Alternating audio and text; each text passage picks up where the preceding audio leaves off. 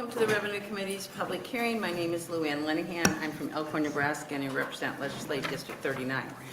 I serve as chair of this committee. The committee will take up bills in the order that are posted outside the hearing room.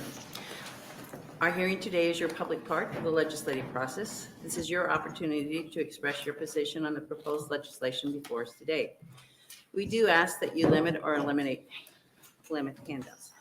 If you are unable to attend a public hearing and would like your position stated for the record, you may submit your position and any comments using the legislature's website by 12 p.m. the day prior to the hearing.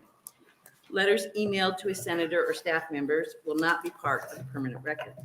If you are unable to attend and testify at a public hearing due to a disability, you may use the Nebraska Legislature's website to submit written testimony in lieu of in-person testimony. To better facilitate today's proceeding, I ask that you follow these procedures. Please turn off your cell phones and other electronic devices.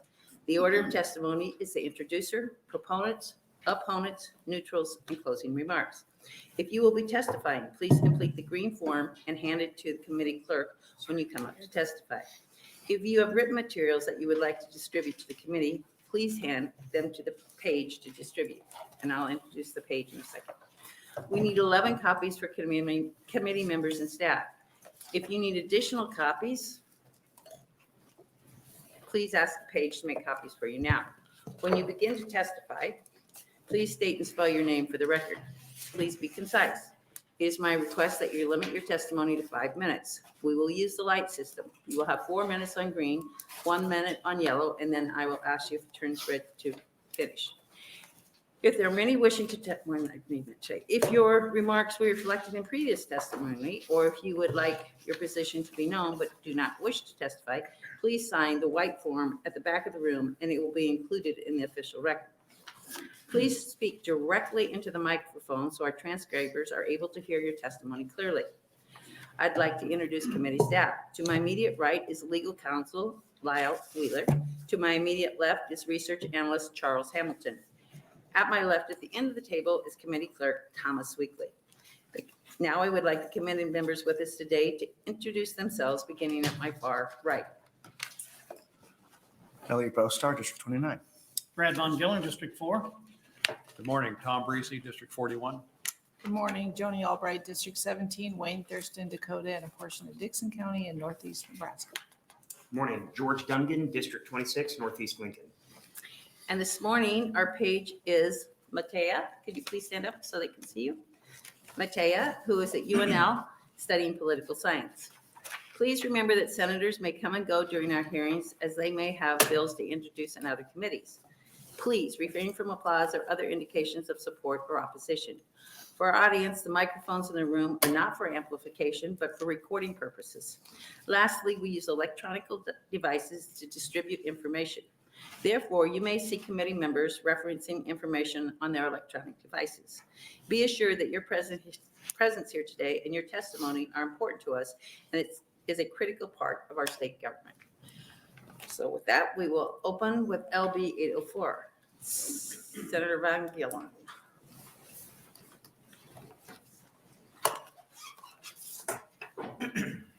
Good morning. Good morning, Chairwoman Linehan and the committee.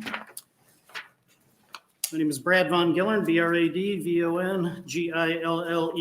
I represent District 4, which includes portions of West Omaha and Elkhorn.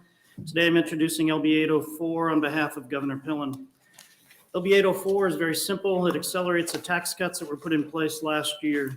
Governor Ricketts and conservatives in the previous legislature established a strong fiscal policy, which is what is allowing this bill to be presented today. Governor Pillen is carrying that mindset forward, and I'm happy to carry this bill on his behalf. The previous legislature voted to reduce corporate rate to 5.58 on the first $100,000 and 5.84 on all taxable income in excess of $100,000. Again, this bill simply accelerates the implementation of that tax cut. It would cut the top business income tax rate again to 5.84 by taxable years beginning or deemed to begin on or after January 1st, 2024. The bill as originally drafted had the date as January 1, 2023. Obviously, we can't implement this for the current fiscal year, so we do have an amendment to fix that detail. And I've got that amendment here. Sorry, I meant to hand that to the page. Tesh, he needs you to hand those out. Thank you. This is a proactive way to be attractive to businesses and individuals with our fiscal policy and represents over $86 million in tax relief by the year 2027. Lee Will in the Governor's Budget Office will be following me and can answer any technical questions and will help us walk through those numbers in more detail as it relates to the benefits to our Nebraska economy and business interests, and helps us competing with the rest of the region. I'll be happy to take any questions you may have. Thank you very much, Senator Von Gillern. Are there any questions on the committee? Senator Duncan. Thank you, Chair Linehan. Thank you, Senator Von Gillern. I appreciate you bringing this bill. I think it's a very important conversation, obviously, to keep Nebraska competitive, and that's something we all want, is to have a state that's competitive and brings people in. More technical questions I might save for later to spare you Thank you. going through all of that. But obviously, you're new to the legislature, as I am. When I was out campaigning and knocking doors, one of the things that I heard about on a regular basis was property tax. It's something we all talk about in the legislature, and it's something we addressed yesterday in here. Good. One thing that I don't recall hearing at all from any constituents was a concern about corporate tax rates. Is that a subject that was brought up on a regular basis during your campaign? Or I guess, why is this important to you to make Yeah. sure this acceleration happens now? It was not the number one topic on door-to-door campaigning, but it was certainly important to our business leaders. And as we talk to business leaders, it's important to make Nebraska attractive as a place to do business and to stay here to do business. And we have, particularly in my district in Omaha, many of those businesses have the option to cross the river and do business in Iowa at a discounted rate. We obviously don't want them to do that. We want to retain them, not just for the business aspect of it, but for the employment aspect of it. That's one thing that's commonly overlooked, is that oftentimes things that benefit businesses are looked down upon by individuals, but we have to remember those businesses employ individuals. And that's what gives them the opportunity to earn a living and to pay those property taxes that they don't like. So it's important that we keep businesses in our state. That makes sense. And am I correct that we currently have a corporate tax structure that's based on doing business in the state? It's not based on being domiciled in the state, correct? Correct, yes. And so do you have any examples that you know personally of, or any research that's shown that we will actually get more businesses to move into the state of Nebraska or be domiciled in Nebraska if we reduce this corporate tax rate at a quicker rate? Well, again, the domicile doesn't matter. It's where we do business that matters. I think there's probably more empirical evidence of companies leaving than coming. And there would be very little evidence of companies coming because of our tax structure. In fact, many of the big businesses that have come here have been beneficiaries of certain programs that previous legislatures have put in place that have benefited them to come here and do business through different incentives that have brought them here. Thank you. And then last question on it for now. This is the acceleration of the tax cuts that were already passed. Do Yes. you know of any businesses that have specifically said they're waiting until we hit that final point until they move here? I'm trying to figure out what the need is to reduce this down immediately if we're phasing it in slowly. Is there a direct incentive from a particular Yeah. business who said we won't do business in Nebraska or come to Nebraska until we hit that point? Again, it's not, I'm not aware of businesses that are waiting for this to be implemented to come here. I am aware of businesses that leave all the time and individuals that leave all the time and take their corporate businesses with them. And as we all know, the work environment is much more mobile than it used to be. And so those folks can move to Texas or Florida or wherever and take advantage of no tax environments, South Dakota, other adjacent states. So I think it's more a matter of retention than it is attraction. Once we get the numbers where we're taking them, then it will turn to an attraction for businesses to come here. Thank you. Yeah, you're welcome. Thank you, Senator Duncan. Other questions from the committee? Seeing none, thank you very much. Proponents, welcome, Mr. Well.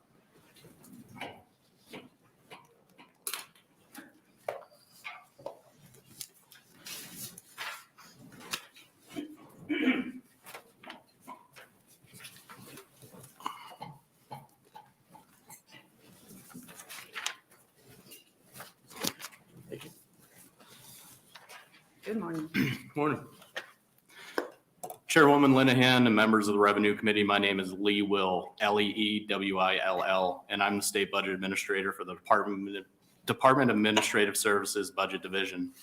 I'm appearing today on behalf of Governor Pillen in support of LB 804 and want to also express support for all other tax reform bills represented in the governor's budget package. This bill will lower the top business tax rate from 6.5% to 5.84%. Attracting and retaining businesses in Nebraska is critical to ensure that our hardworking people are connected with great opportunities. This rate, combined with other pending legislation, will ensure parity between our business and individual income tax rates. The totality of the budget package will lower both business and income tax rates to 3.99% by tax year 27 to ensure we are competitive with our neighbors. The governor's aims on individual, Social Security, and business tax cuts will deliver $1.5 billion by the end of 25-27 biennium to hardworking Nebraskans. The state simply has overcollected hard-earned tax dollars, and it's time to deliver it back to the people. Provided for in the governor's recommendation, these tax cuts will be phased in responsibly over time to ensure we meet the cash flow needs of the state while delivering transformative tax reform to the people of Nebraska. Including these tax reforms, the governor's budget package still allows for $218 million in the variance above minimum reserve for the general fund. At the same time, the cash reserve fund is estimated at $1.6 billion unobligated. This reserve balance represents over 30% compared to general fund appropriations. This tax cut bill and subsequent reforms are sustainable and must be done now to ensure we can keep our grandparents, parents, and kids within this great state. I'd be happy to take any questions. Thank you, Mr. Will. Other questions from the committee? Senator Breezy. Thank you, Chairwoman Linehan, and thanks for being here, Mr. Will. Sure. The amendment that was passed out, that will shave the 60 million off of 23-24 and an updated fiscal note, correct? Yes, correct. Okay. Yes. Very good, thank you. And the fiscal note, those are the extra dollars over and above current law. That's correct. Yes. Thank you. No problem. Thank you, Senator Breezy. Are there other questions from the committee?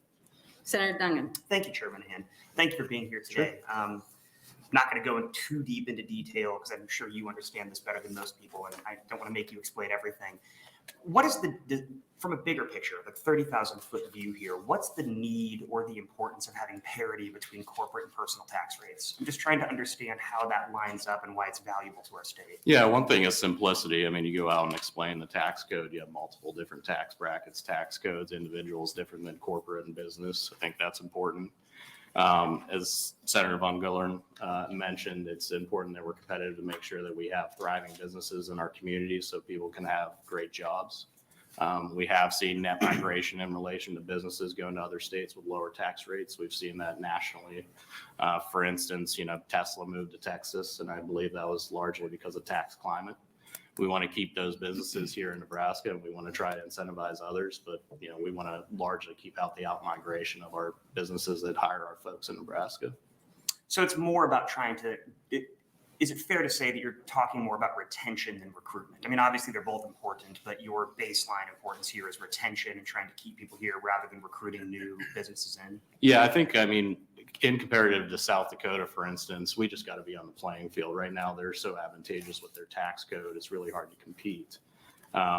So we just have to remain more competitive. I believe that we can retain folks if we're at least on the field, and we may not be able to bring them from lower tax states, but we'll be able to keep them here. I know there's also been some estimates, and I'm ballparking here, and I apologize, but something upwards of over 80% of the actual benefit, the dollars from the corporate tax cuts are going to go to folks who live out of state, given the fact that a lot of those shareholders live out of state and we're that single sales factor structure here. And so it sounds like a number of these tax dollars, benefit-wise, are not going to go to actual Nebraskans. Do you think it's more important to recruit or retain the businesses rather than give the money back to actual Nebraskans? Where does that lay in the value? Sure. So, I think in the governor's budget package, you have to hit a number of those levers. So included in there is the individual income tax reductions, Social Security reductions, property tax relief, education reform. So this is one part of the overall package that's inclusive. And as you're aware, we have about a 1.8, 1.9% unemployment rate. It's important that we get businesses here in Nebraska so we can get people, in jobs and get trained up. Yep. Thank you. Yeah. Sure, no problem. Thank you, Senator Dungan. Are there other questions from the committee? I just want you, because I get a lot of questions on this and you are the expert. Thank you So very much. just for the record, if you go back to your, which paragraph is it? I'm not seeing it right now, but include 218 million variance above the minimum reserve for the general fund. Yes. Okay, so I know what that means after being here for 5 years, but it is a term that's thrown around that I think is not familiar to the public. So when you say 218 million in the variance above the minimum reserve, what is the minimum reserve? Thank you, Senator. That is frequently referred to as dollars available for the floor. These are the excess dollars that we have in the budget in relation to the appropriations that we have in the state budget. So it's the overage, if you will, in the general fund. Right, it's an overage in the general fund, but, so what that basically means, am I correct? If these bills are in the budget, when the governor budget comes to the floor, depending on what the appropriators do, we will have 218 million to fight over on the floor. Correct. And I imagine this is your secondary point, Senator Linehan. In addition, below that line is $1.6 billion in the cash reserve fund. And that is in addition to the 214 million. So if you combine those two, it's like $1.814 billion between both of those. 1.84 billion. And then how much is the minimum reserve?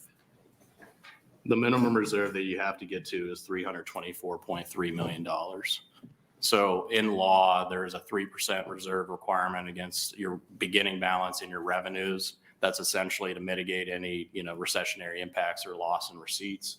So that 3% factor is 324.3. And to your point, Senator Linehan, we are reserving $542.7 million in the general fund. So that 213 is minus that 344. So sorry, it's 542.7 million is how much we are reserving. The 3% requirement is 324.3 million. So then you still have 218, or so million dollars available. Okay, so 184 billion. And then you add the 324 million for the total amount of money. If you add the minimum reserve. So the minimum reserve is a calculation that you have overage of that 3% factor, right? Right. So if you were just taking that aside, it's the 218 million plus the 218 million plus the $1.6 billion. But you also have the 3% reserve requirement that's So required it's over by $2 law. billion in reserves. That's where I'm trying to go. Yes, correct. Over 200 billion, or 2 billion. 2 billion in reserves, Yes, which, and you've already accounted for in the governor's budget, another billion set aside for the education futures fund. yes. So it's $1 billion in FY24 and $250 million each year thereafter in the budget package. Okay, so I'm just trying to make clear here how much money we're talking about, because it's hard for people to digest. Yes. Okay. And the one thing is, I'll also say on revenue, in the out years, the governor's package had 2.5%. Annual growth factors for the states around 4.75%. So I think that was skinnied a bit. I will say inflationary pressures has actually been really good for state receipts. I think we're at a new baseline. Individual income has gone up because of the pandemic, and after the pandemic, sales tax has obviously gone up. Things are more expensive to buy if you have the same percentage against that. So I do believe we're at a new baseline coming out of the pandemic. But the governor's budget is based on 2.5% growth? 2.5% in the out years, and the current biennium with the NEFAB board is 0.8%. Okay. All right, any other questions from the committee? Senator Breeze? Thank you, Chair Linehan. Thank you again for your testimony. Sure. You talk about the sustainability of this, and the state budget administrative, you've looked long-term, right? Yes. The sustainability of the entire tax package. Yep. You say in the out years, you're only assuming 2.5% revenue growth. Correct. Very sustainable. And even beyond that, it looks sustainable in your Yes. opinion, correct? Yep. And if you look at 08, 09, that was the time where we lost the most revenue on a percentage basis. It was around 4.5%. If you take those two worst years over the 45-year period and plug them into the status, you're around negative $900 million. And we still have a $1.6 billion cash reserve fund balance. So you could bludgeon, two of the worst years in state history and still come out with about $700 million in the cash reserve fund. Very good. But based on your work, long-term, Yep. the entire package is entirely sustainable. Absolutely. Very Yes. good, thank you. Thank you, Senator Breezy. Are there any other questions from the committee? Seeing none, thank you very much. Thank you very much. Other proponents?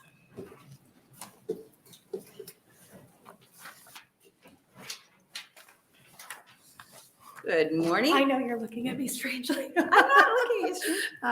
Members of the committee, my name is Jennifer Krieger. We're adjusting a little bit here on the fly. So JENNIFERCREAGER, Senior Vice President for Public Policy at the Greater Omaha Chamber. I'm here today for the Omaha Chamber, the Lincoln Chamber of Commerce, the Nebraska Chamber, the Nebraska Bankers Association, NFIB, Blueprint Nebraska, and the Platt Institute. We're adjusting because procedurally, we just wanted to do this on this bill and the next bill, indicated all our support for these two bills. We have subject matter experts behind me. I promise you I'm the dumbest person in the room on tax policy, so please save your questions for them. They are prepared to answer it, but we just thought we'd help you get through these first two bills quickly and then move on to the bulk of testimony for 754. And we appreciate that very much. Do you want me So- to come back on 805 or? Well, I need to understand clearly. So you're representing Omaha, Lincoln, Bankers Association, Blueprint, Platt Institute, NFIB NFIB, and the Nebraska State Chamber and Nebraska State Chamber. on both 804 and 805. 806, sorry, 806. Clearly, I am adjusting on the fly. Stop it, you're fine. Do we have any questions? Thank you. Excellent. Oh, wait a minute, I'm sorry. I just want to thank her for combining all of those people. It's not my first rodeo. She does. Yes. Okay, next proponent.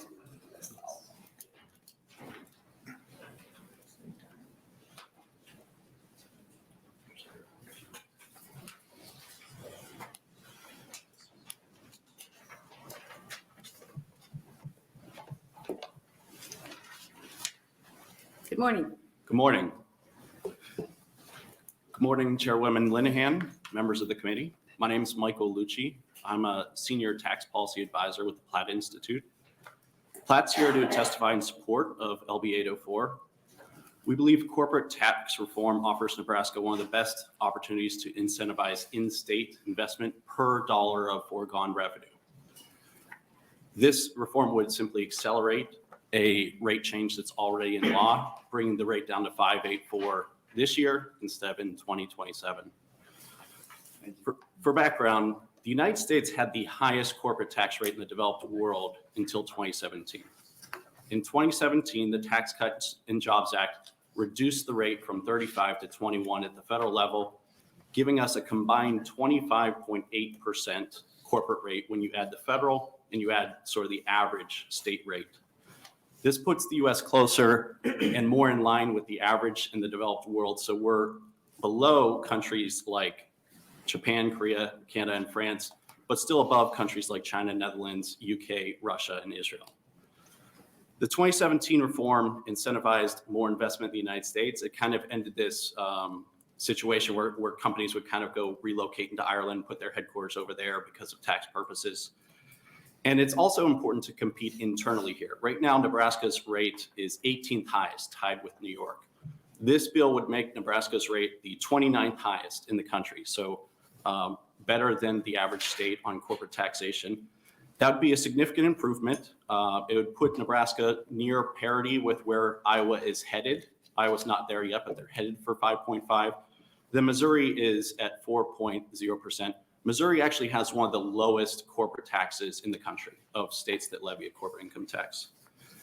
It's important to remember that a corporation is just a stack of legal documents used to sort of bring together workers, capital managers, et cetera. And that legal entity remits taxes, but the legal entity is only the legal payer of taxes. The tax burden actually falls upon workers, investors, and then various places along the supply chain, like prices that consumers pay or rent that a property owner gets when they rent to the corporation. Only individuals pay taxes. The corporations remit them. So to that point, a 2014 study by the National Bureau of Economic Research, it's called Who Benefits from State Corporate Tax Cuts, looked into who benefits when you cut state corporate income tax rates. And they found that 35% of the benefit went to workers, 40% went to corporate managers. And I left this out of the testimony, but the rest kind of goes into the supply chain, like property owners in that state and other places in the supply chain. Another study by Cal Berkeley economists published in the American Economic Review found that state corporate taxes impact the geographic location of top earners, star scientists, and innovative companies. Corporate taxes were found to have a slightly greater impact on mobility than individual income taxes. And still more studies find a relationship between corporate tax rates, jobs growth, firm location. LB 804 would bring the top rate down to 5.84%, which would put it very close to the rate on the first 100,000 of income, which is 5.58%. It makes sense in particular for the corporate income tax to move towards a flatter structure. A progressive tax structure is used to advance an argument of equity, of kind of higher earners paying higher rates and lower earners paying lower rates.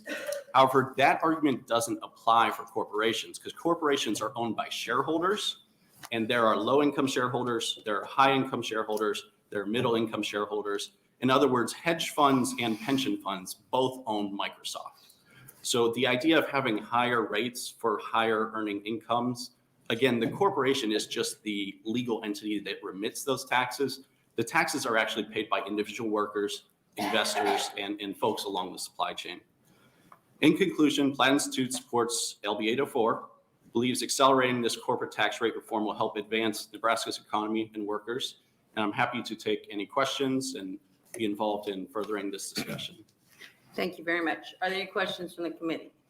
Senator Dungan. Thank you, Chair Linehan, and thank you for being here. You talk a lot in your testimony about where Nebraska ranks in sort of the statewide or the countrywide analysis of corporate tax rates. I think the Tax Institute puts Delaware at 50th or the worst when it comes to corporate tax rates, so they're the least friendly to business. Obviously, we all know that Delaware has a great number of corporations and entities that exist there. So it seems to me the corporate tax rate is not the only thing that companies are looking at when they decide to work within a state. Can you kind of reconcile why Delaware has so many good corporations headquartered there or working there if they have the worst corporate tax rate? So my wife has a corporation. She immediately filed in Delaware. It's because of the Chancery Court in Delaware and the long history of essentially legal decisions made vis-a-vis corporations. Delaware is seen to have the best court for making all sorts of corporate decisions. So whether you're in California, whether you're in Texas, whether you're in Illinois, whether you're in Nebraska, corporations often file a filing in Delaware, in part to have access to what's called the Chancery Court of Delaware, which just has this long history of adjudicating corporate issues that all businesses are attracted to. In terms of where their tax liability is, I mean, Delaware does, on the tax side, sort of take advantage of that to levy strong corporate taxes, but they're able to do that because corporations are attracted, amongst other things, to the Chancery Court in Delaware, which makes very clear, like it gives them very clear certainty on where they'll fall on certain legal questions. So generally speaking, businesses or corporations are making decisions about where to operate, where to domicile, and where to do business based on more than just corporate tax rates. Right, but the Delaware, I mean, most of these corporations, they don't have any headcount or any real investment in Delaware. They just, they file there. So they're not going to have all their capital there, their workers there, their sales there. Of course, Nebraska has single sales, which will determine where their tax liability actually is. They just file there. I'm not certain, but I think that Delaware collects taxes, heavy taxes on as a franchise tax rather than the corporate income tax itself, because they can only tax income that's kind of associated with the state of Delaware. They can't be taxing income that's being generated elsewhere. So could a corporation be domiciled in California, have their corporation paperwork be filed in Delaware to benefit from that Chancery Court, but still get tax liability in Nebraska because of our single sales factor taxes, and have the reduction that we're talking about giving here go to shareholders who live in California with their paperwork filed in Delaware, but they're getting the benefit of our tax reduction in Nebraska? Sure. So there would be some amount of that for sure. If they had headcount in Nebraska, that would it would incentivize them to add sales in Nebraska. So corporations care about ROI after taxes and all their different costs. So many states have single sales factor. They do this to kind of offshore the tax liability to all the other guys. But corporations still make decisions on where they want to pursue sales and marketing based on where they're going to face, higher and lower tax rate. Now, these decisions are all on the margin. So it's not the single thing that determines where you're going to do sales or where you're going to have headquarters or anything like that. You care about, talent and all these other things. But these rates will affect decision-making somewhere along the line, whether it's investors wanting to invest here, do sales here, put payroll and headcount here, whatever it is. Thank you. Thank you, Senator Dungan. Senator Boster. Thank you, Chair Linehan. Thank you, sir, for your testimony today. United States has the highest corporate tax rate in the developed world. That's not something I was aware of, actually. That's actually pretty interesting. So this would put us into sort of, I think I'm trying to go back to the average of what is internationally recognized for corporate tax rates. So I should make clear, because I might have misspoken.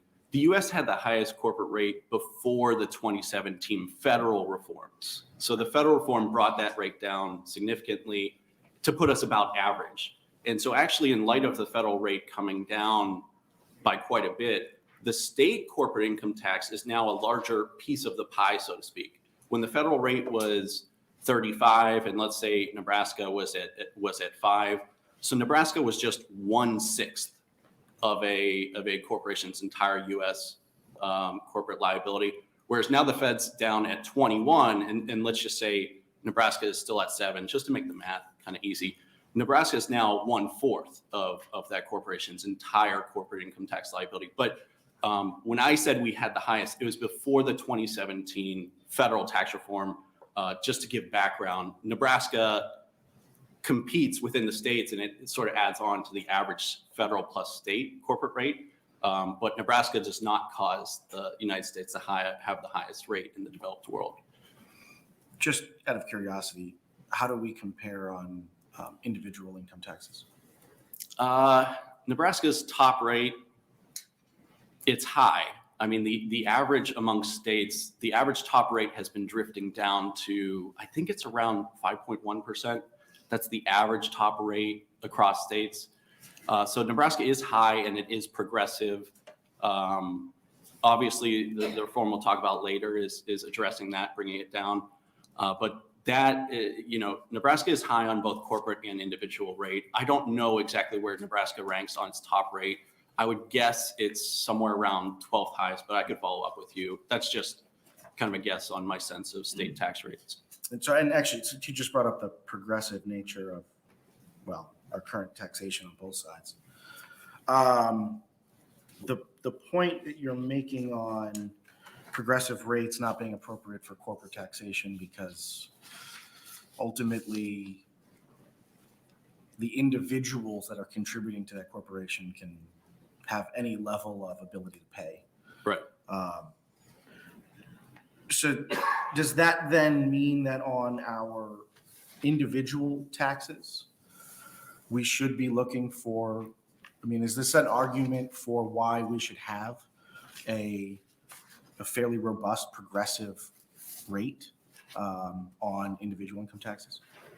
So the argument on individuals, it's kind of equity versus efficiency, right? So some folks want higher rates on higher incomes, lower rates on lower incomes. I will note that of all the proposals today, Nebraska will have a progressive tax structure. No matter if you adopt 754, I think it is, Nebraska will have a progressive tax after that. Nebraska could have a flat tax with a standard deduction, and it will be progressive. You'll see that you pay slightly higher rates at higher incomes, lower rates at lower incomes. The United States as a whole has the single most progressive tax system in the developed world. So the federal level. So on the background here is we have a highly progressive federal tax system. It's also quite, it redistributes a lot, which makes it actually more progressive when you factor in, the redistribution part of it too.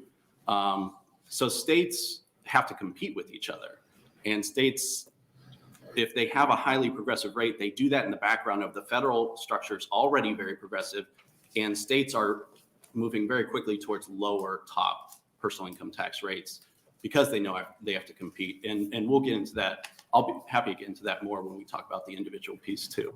Great, thank you. Thank you, Senator Bostar. Are there any other questions from the committee? Had one if I can remember.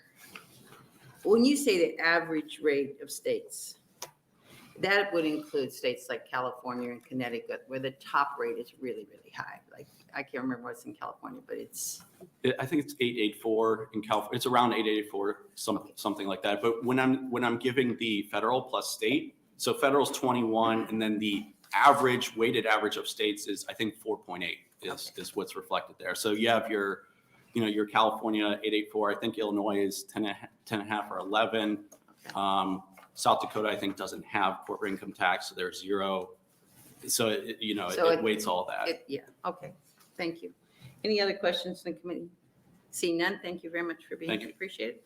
Other proponents for 804?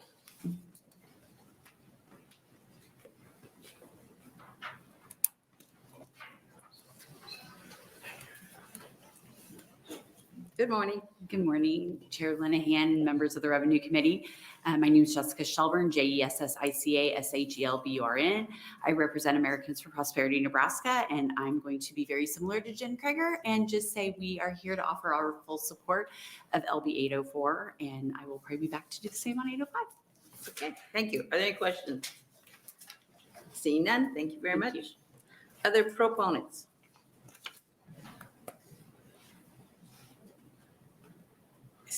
Are there any opponents?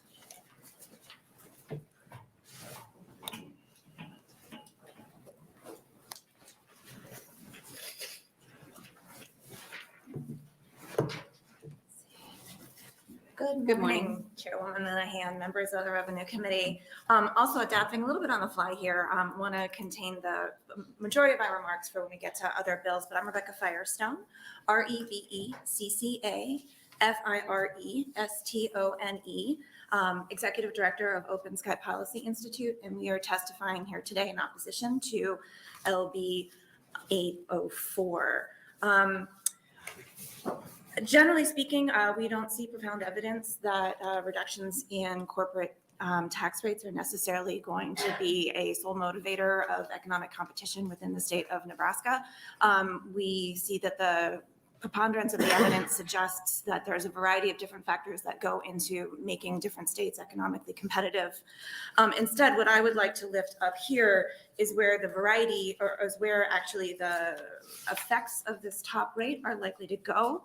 Our modeling analysis suggests that from the 804 top rate cut, the predominance of that tax cut will go to the top 1% of income earners in the state of Nebraska. So that is people who are making more than $1.6 million. And they will see a top rate, they will see a tax cut of an estimated $436. People in the middle parts of the income distribution in Nebraska see tax cuts of about $10 to $16. I'm happy to get into this in some more detail as we get into other tax proposals here. So we see that this is a tax cut for the wealthy. Our modeling also suggests that about 83% of this tax cut is likely to go to out-of-state corporations as opposed to businesses within Nebraska. And we would like to lift up that we don't see great evidence that looking at rankings of corporate taxes necessarily are drivers of business decisions, and note that ConAgra left the state of Nebraska for Illinois when Nebraska at the time ranks 29th and Illinois ranked 36. So we have some specific examples here in the state of corporations leaving to go to places that actually have less beneficial corporate tax rankings than the state of Nebraska. And with that, I will close my remarks on this particular bill, and happy to have more conversation and answer any questions. Thank you. Are there questions from the committee? Okay, I have a couple. ConAgra didn't leave. Their headquarters left. There's still a lot of ConAgra people in Omaha, Nebraska, and I suppose around the state, right? Sure, but this is when we talk about where We're talking corporations are headquarters. I'm domiciled. Just for the record, Mhm. we still have a lot of ConAgra people in Omaha. Right. You would agree? Yes, yes, there is. However, they did certainly leave the state. They, Yeah. headquarters left the state, Mhm. yes. On who gets the tax cuts when it comes to corporate, you don't agree with the testimony, prior testimony, that who actually ends up paying the taxes are the people that are the shareholders?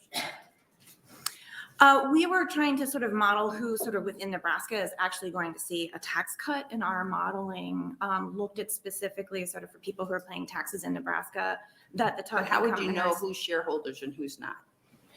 We are doing this on the basis of who's paying personal income taxes and sort of, and But so this isn't primarily that, personal, that this- tax cut is through like participation in retirement funds. So, and this is therefore through the mechanism of shareholders, but then that flows down to actual looking at personal income taxes as well. So aren't some of the largest pension funds, some of the public pension funds, and teachers, other pension funds?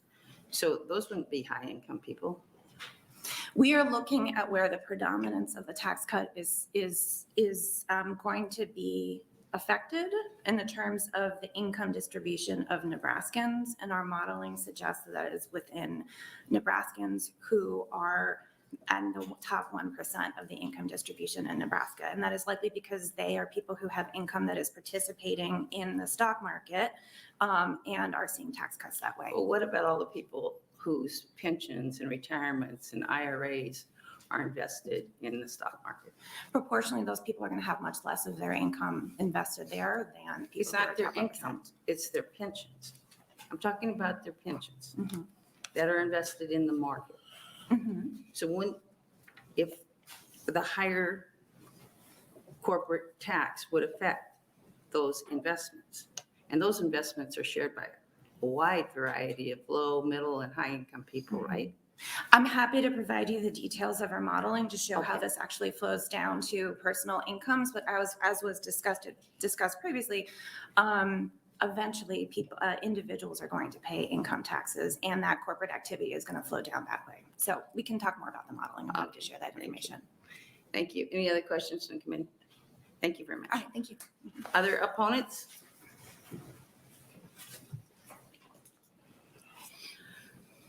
Anyone wanting to testify in the neutral position? My goodness. Good job at bill drafting. Okay, would you like to close? Yes, please.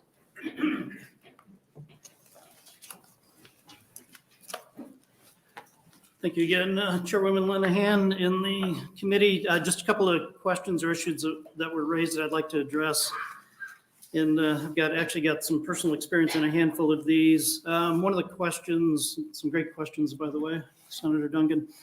One of the questions that was asked was about companies that are domiciled in a different place, and Delaware came up. So in my previous life, I ran a substantial construction company in Omaha. We were domiciled in Delaware. I never paid $1 of tax in Delaware. We sent them registration fees, Secretary of State filing fees, but all of our corporate taxes were paid in Nebraska. Continuing on that theme, we were in a C Corp, so this would have benefited, and by the way, I have no interest in that company anymore. So this is purely personal historical testimony. The C Corp pays the rates that we're talking about adjusting today, but many corporations are S Corps, and that leads back to your question about why align the personal tax rate and the corporate tax rate. The corporations, again, pay the higher rate, or C Corps pay at a higher rate, S Corps pay at the individual rate. They get a K-1, it flows through their personal income taxes.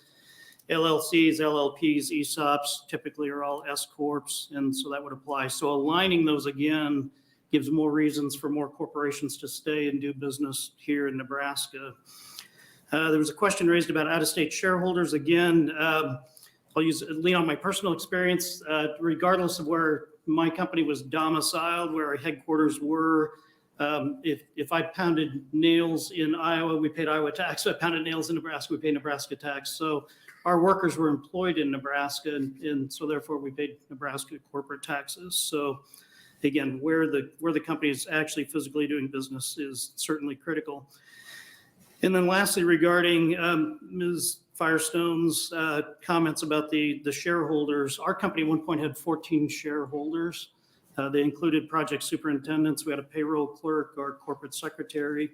And so all of that, the benefits of that corporate tax rate would have flowed down through each one of those individuals. So it does trickle down and impacts people far greater than simply the top 1%, as was indicated. So happy to take any further questions.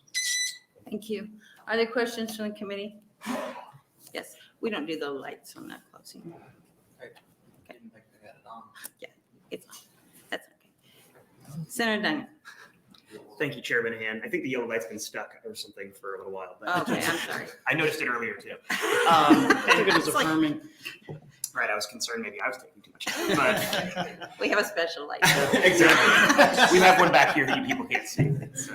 No, I appreciate those answers, Senator Von Gillern. That's helpful to sort of understand.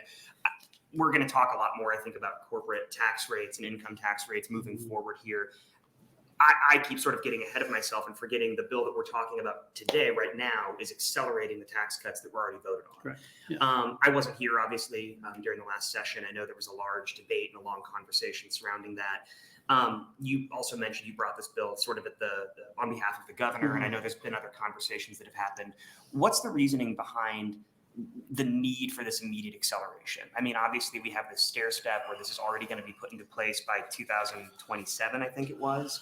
I know we're looking at a number of large tax cuts over the next few years, and I think there's some understandable concern about the hole that might leave in regards to revenue loss that we're going to have over the next few years. And I think from the outside looking in, some of the conversations that we saw last year were how we can reduce tax rates but still be responsible stewards of that revenue.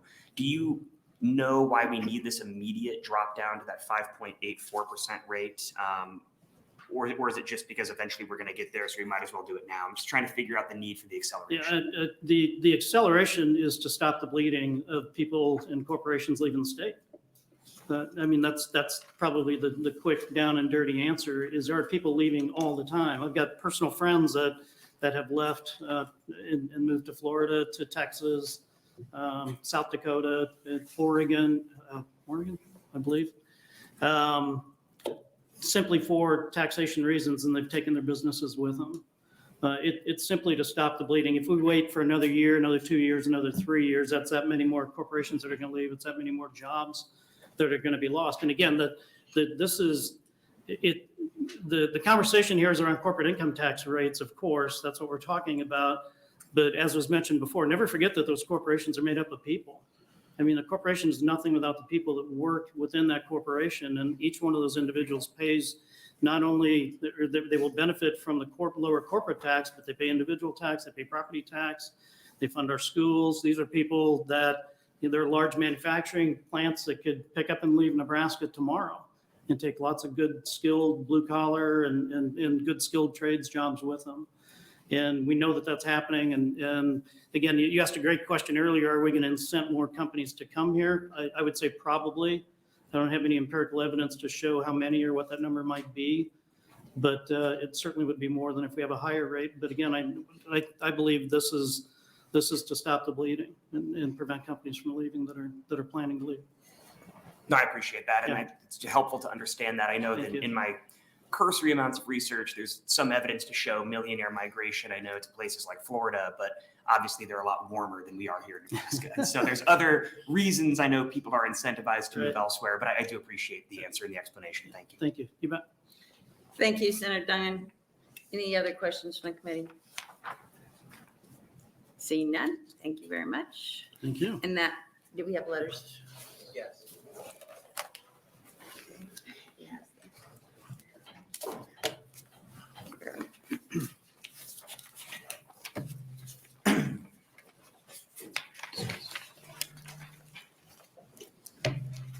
Sorry. I like it. Oh, thank you.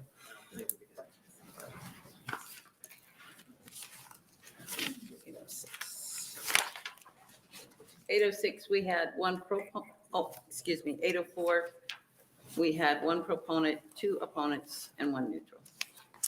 And with that, we'll close the hearing on 804 and open the hearing on 806. Very good. Still happy to be here this morning. I'm Good. still Brad Von Gillern, BradVonGillern, representing District 4, which includes portions of West Omaha and Elkhorn. LB 806 is my second bill today, submitted on behalf of Governor Pillen. Like 804, 806 is very simple. It does the same thing as 804, but addresses the individual tax rate. Again, we want to continue with Governor Ricketts. Now Senator Ricketts and the legislature started last year with strong fiscal policy and joined Governor Pillen to continue making Nebraska stronger. 806 would cut the top individual income tax rate to 5.84 by taxable years beginning or deemed to begin on or after January 1, 2024. Again, like the other bill, we have an amendment which is being passed around to fix the date on the original bill language.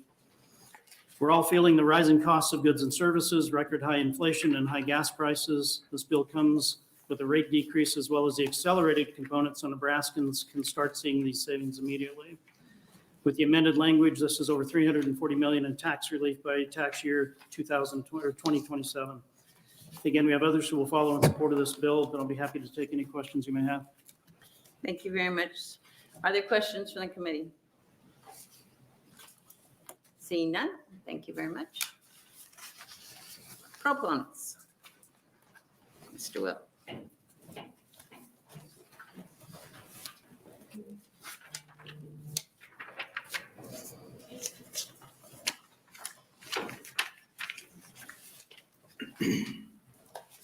Thanks for having me again. Chairwoman Linehan and members of the Revenue Committee, my name is Lee Will, Leewill, and I'm the State Budget Administrator for the Department of Administrative Services Budget Division.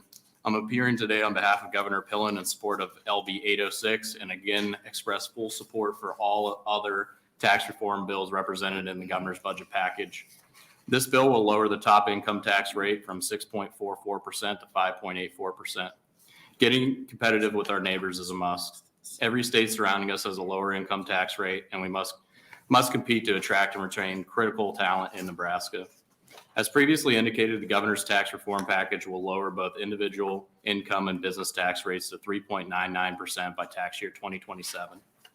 The governor's package on individual, Social Security, and business tax cuts will deliver over $1.5 billion by the end of the 25-27 biennium to hardworking Nebraskans. Provided for in the governor's budget recommendation, these tax cuts will be phased in responsibly over time to ensure the cash flow needs of the state while delivering transformative tax reform to the people in Nebraska. I'd be happy to take any questions. Thank you. Mr. Will, are there questions from the committee? Senator Dungin. Thank you, Chair Linehan, and I apologize. You're probably going to hear me talk a little bit today. I'm sorry about Senator. that. But similar to what we talked about before, and obviously I know at this point, it's going to be difficult to keep all three of these bills separate that we're talking about today. There's the reductions in corporate tax rates and income tax rates that are being proposed along with the accelerations. And I know your testimony on this one and last one kind of bring all of those together. So I apologize if I'm conflating those, but I just kind of want to have some bigger conversations about it as well. Sure. Do you in your position have, and again, I keep going back to the data because data is important to me. Yep. Do you have empirical data that the reduction in the income tax rate that we're discussing here is actually going to influence an influx of individuals into the state? Yeah, so an example would be Idaho is an example. We've seen net migration into Idaho, which is substantially less tax cumbersome as compared to California. And I don't believe Idaho has the same beaches that California has, Senator, respectfully. If you look at the income tax rates in the surrounding states, the highest rate, Iowa's talking about phasing down their income tax rate to 3.99%. Nebraska's currently at 6.84%. Colorado's at 4.55%. Kansas 5.7%. Missouri 5.4%. Wyoming and South Dakota do not have income tax rates. So in our array of states, our neighbors, we're not competitive, and we need to get competitive. And under the proposed tax modifications that we're talking about here, how much would the average Nebraskan receive as a reduction? If we're looking at like an average median income, do you know, based on your data, what we're looking at in terms of a reduction for just person living in LD 26 who makes the median income? Yeah, I'd have to run that model for you, Senator, but what I can tell you is obviously we've talked about the progressive nature of the taxes. So for 22 tax rates, $0 to 3,400 about paid 2.46% of income, and then it's 3,400 to 20,000 500 pay 3.51. And then this is for individuals. Anyone over 20,500 would receive a tax cut in this package on the current rates. So I'd imagine that's a substantial amount of folks that are receiving over a $20,000 income. And But what would the I could run percentage? that. And sorry, what would the percentage be on somebody making over $20,000 income? It would go down to 3.99 by tax year 27. So those third and fourth brackets would fold into 3.99.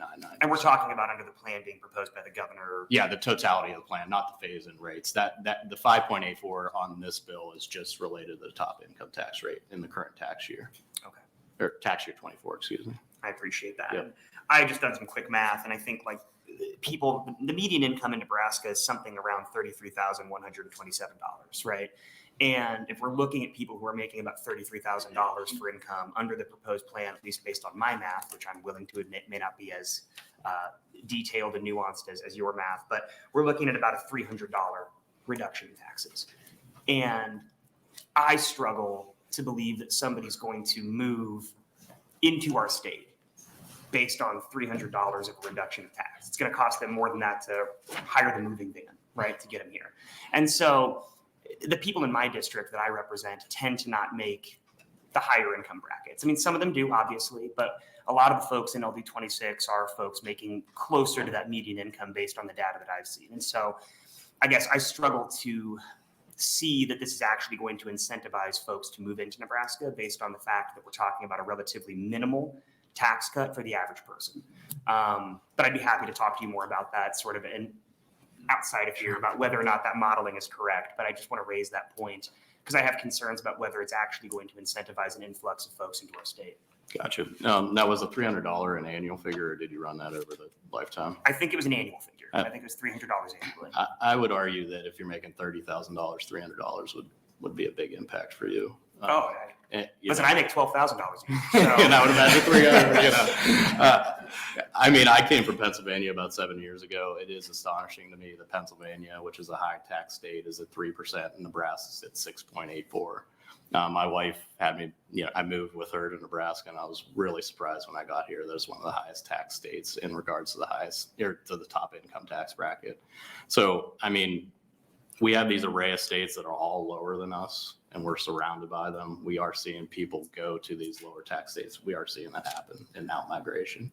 So, I mean, if you look at the maps of population growth, a lot of those are commensurate with the lower tax states. Yeah, and like I said to Senator Von Gillern, obviously, I think it's incredibly important to make sure we recruit people and retain people in Nebraska. And sure. I know taxes are a component of that. And so I'm trying to figure out sort of whether that's the main incentive or if that's just something that happens. Because obviously people don't move in a vacuum. But sure. I do appreciate your perspective on that. I'm sure we'll have more questions as the day goes on. Absolutely. Thank you. No problem. Thank you.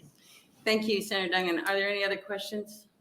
I think Senator Dungan was referring to the median income per capita. Is it I just Googled it, I'll be honest. The median household income in Nebraska is over $66,000, according to Google. That sounds about right. That yes. sounds about right, doesn't it? Yes. So most households would see significant tax cuts. Yeah, In a package.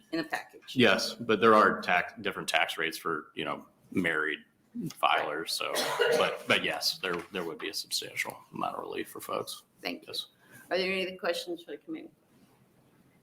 Seeing none, thank you very much for being Thank here. you. Oh, wait a minute, I have one other question. Oh, no problem. Back to my questions when you were up here the first time. So all these costs for these bills, the whole package is in the governor's budget. Correct. And even with the cost of these tax packages Yes. and the $1 billion set aside Yes. for future time, Correct. there's still, if you add up the rainy day fund, the minimum reserve, and the variance for floor is above $2 billion. Senator Linehan, I've been here 7 years, and it's really hard for me to believe that as well. But looking at, and you brought up the variance among minimum reserve between the cash reserve fund and how much we're keeping in the general fund, it is over $2.1 billion, accounting for all these aims on Social Security, Education Future Fund, income, and business tax cuts. They're all in the proposal. And it's one of the reasons I'm going to keep asking it, because it is very hard to believe. It is very hard to believe, yes. Thank you. Any other questions? Thank you very much for being here. Thank you. Other proponents?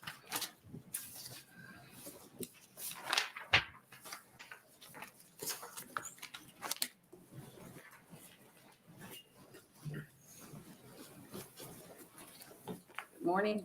Good morning again, Chairwoman Linehan and members of the committee. I might not have spelled my name last time, so that's Michael Michael Lucci, and I'm a senior tax policy advisor with the Platt Institute.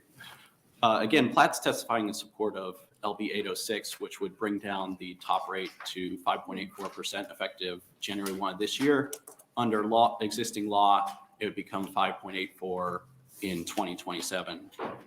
Nebraska's highly progressive individual income tax rates are 2.46, 3.51, 5.01, and 6.64. I have 8.4 there. That's last year's number, along with a standard deduction of $14,700 for a married couple, and then a personal exemption credit of $146. So that standard deduction and the exemption credit make the code even more progressive. In recent years, Nebraska has been trimming the top rate to become more competitive with other states, and this would accelerate a decision that was made last year. The timing is very good to make these rate changes. As you all know, states around Nebraska, states across the country are moving towards lower, flatter income taxes. In the last 2 years, over 24 states have cut their individual income taxes. 5 of those states have enacted fully flat income taxes. High progressive taxes have always been less competitive for individuals and businesses. And while there's an argument for fairness and equity with a progressive tax, as I mentioned earlier, the background on this is the United States has the most progressive tax system in the developed world at the federal level. So states are existing within the framework that the federal government has the most progressive tax system in the developed world. Now, there are 2 very important changes that have occurred basically in the last 5 years that make individual income tax competitiveness more important. The first is, again, the 2017 Tax Cuts and Jobs Act. And what that did essentially on income tax policy is it brought in the base to lower the rates. So rates came down for individuals at the federal level. And one of the big ways to pay for that was they limited the deduction for state and local taxes paid. So it used to be that we could write off our entire state and local taxes on our federal returns. That's no longer the case because of what's called the SALT cap. You can only write off 10,000 of that. And so what does that effectively do? It increases the felt cost or the real kind of economic cost of state and local taxes that are levied at the state and local level. The second big change was, of course, the pandemic. What it did vis-a-vis tax policy was it really untethered a lot of, say, relatively high income service workers from a fiscal location. So we've seen people be able to move all around the country. It's not everybody, but it is a slice of people who do pay a lot in taxes who now can live more or less wherever they want. And so they take taxes into consideration as one of the things they look at when they relocate. In the most recent year of IRS data, which is 2019 to 2020, Nebraska lost $500 million of annual AGI to other states, net of inflow from other states. That was nearly 1% of Nebraska's total AGI, and only 5 states lost a greater portion of AGI to other states in that tax year. Nebraska's largest net outflows were to Florida, Arizona, Texas, Missouri, and North Carolina. In the last 2 years, this is according to census data, the last 1 year, 2 states have accounted for 70% of the country's population growth. So Florida and Texas, which make up 15% of the country, have actually accounted for 70% of the population growth in the most recent year of census data. There are multiple reasons that go into that, but we can't ignore that neither of those states levies an individual income tax. And lastly, even if the changes in this bill are made, I want to point out that Nebraska's income tax would remain progressive. To fill in some of the numbers here, so a family of 4 making $30,000 will have a 0% income tax rate in Nebraska because of standard deduction and then the imputed value of the personal exemption. A family making $60,000 would pay an effective rate of 1.66%. Family making 100, family of 4 making 100 would pay 3.16%. That would be their average tax rate. Family making 300,000 would pay 4.95%, would be their average sort of effective tax rate. So Nebraska's tax code would remain progressive. There would be a substantial portion of people who don't have an income tax liability, or they get it credited back by their personal exemption credit. So even with accelerating this bill, or even the bill we'll talk about later, Nebraska will remain a progressive income tax state. And thank you again for the opportunity to speak with you, and I'll take any questions. Thank you very much. Are there questions from the committee? So go back to the SALT thing. You have figures that show, because we don't get to deduct that anymore from federal or state, what that does to middle income earners if they happen, because we do have high property taxes here. So on average, is basically the top 25% of earners pay, set aside that the federal rates came down, because of the SALT deduction going away, it's about the top 25% of earners pay higher federal income taxes, setting aside that the federal rates came down. And so how that kind of actually looks is the states with really high taxes, you have people in those states whose tax liability actually went up, individuals like higher income individuals, even though their federal rate went down because they lost the ability. So a Californian can no longer deduct their 13.3% of their high income on the federal return. But if your state and local taxes are $10,000 or lower, you could still deduct that. You still have a $10,000 SALT cap. But if you have some really high income, you're only deducting $10,000 of your tax liability on the federal return. Or your property taxes. Oh, right, your property taxes also. Yes, okay. Any other questions from the committee? Seeing none, thank you very much.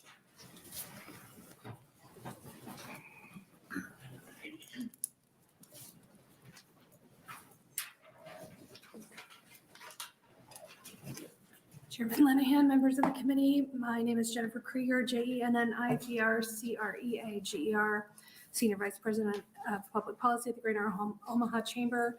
Again, to facilitate moving this hearing along quicker, I am here to be on the record for the following organizations: the Greater Omaha Chamber, the Lincoln Chamber of Commerce, the Nebraska State Chamber, the Nebraska Bankers Association, NFIB, and Blueprint Nebraska. And all of these organizations will have testifiers on the next bill. Okay, thank you very much for being here. Any questions for Ms. Krieger? None, I see. Thank you much. Next proponent.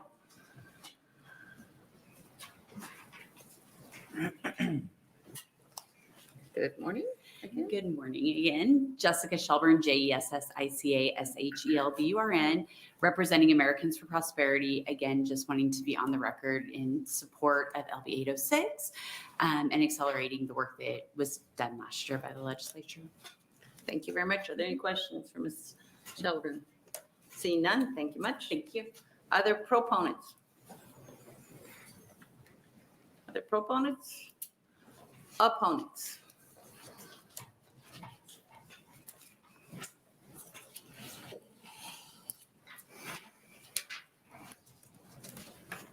Good morning. Good morning.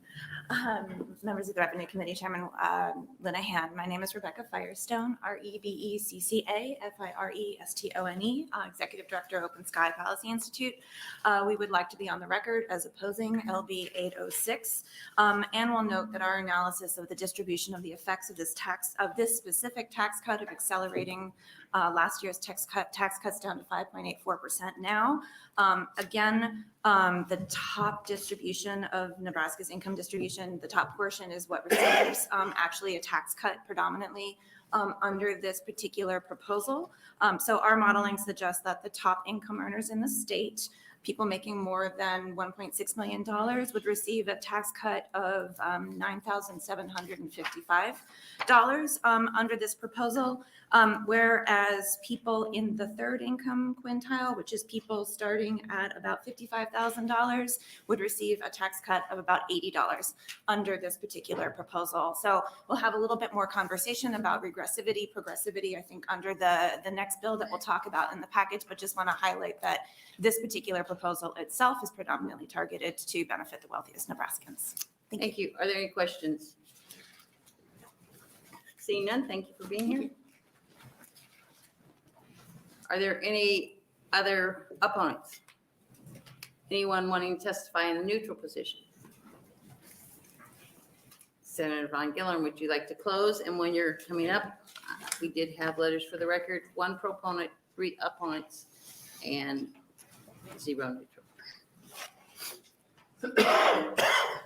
Thank you. Just a quick close, and I won't try and rehash all the varied math that we've heard about the potential income of this.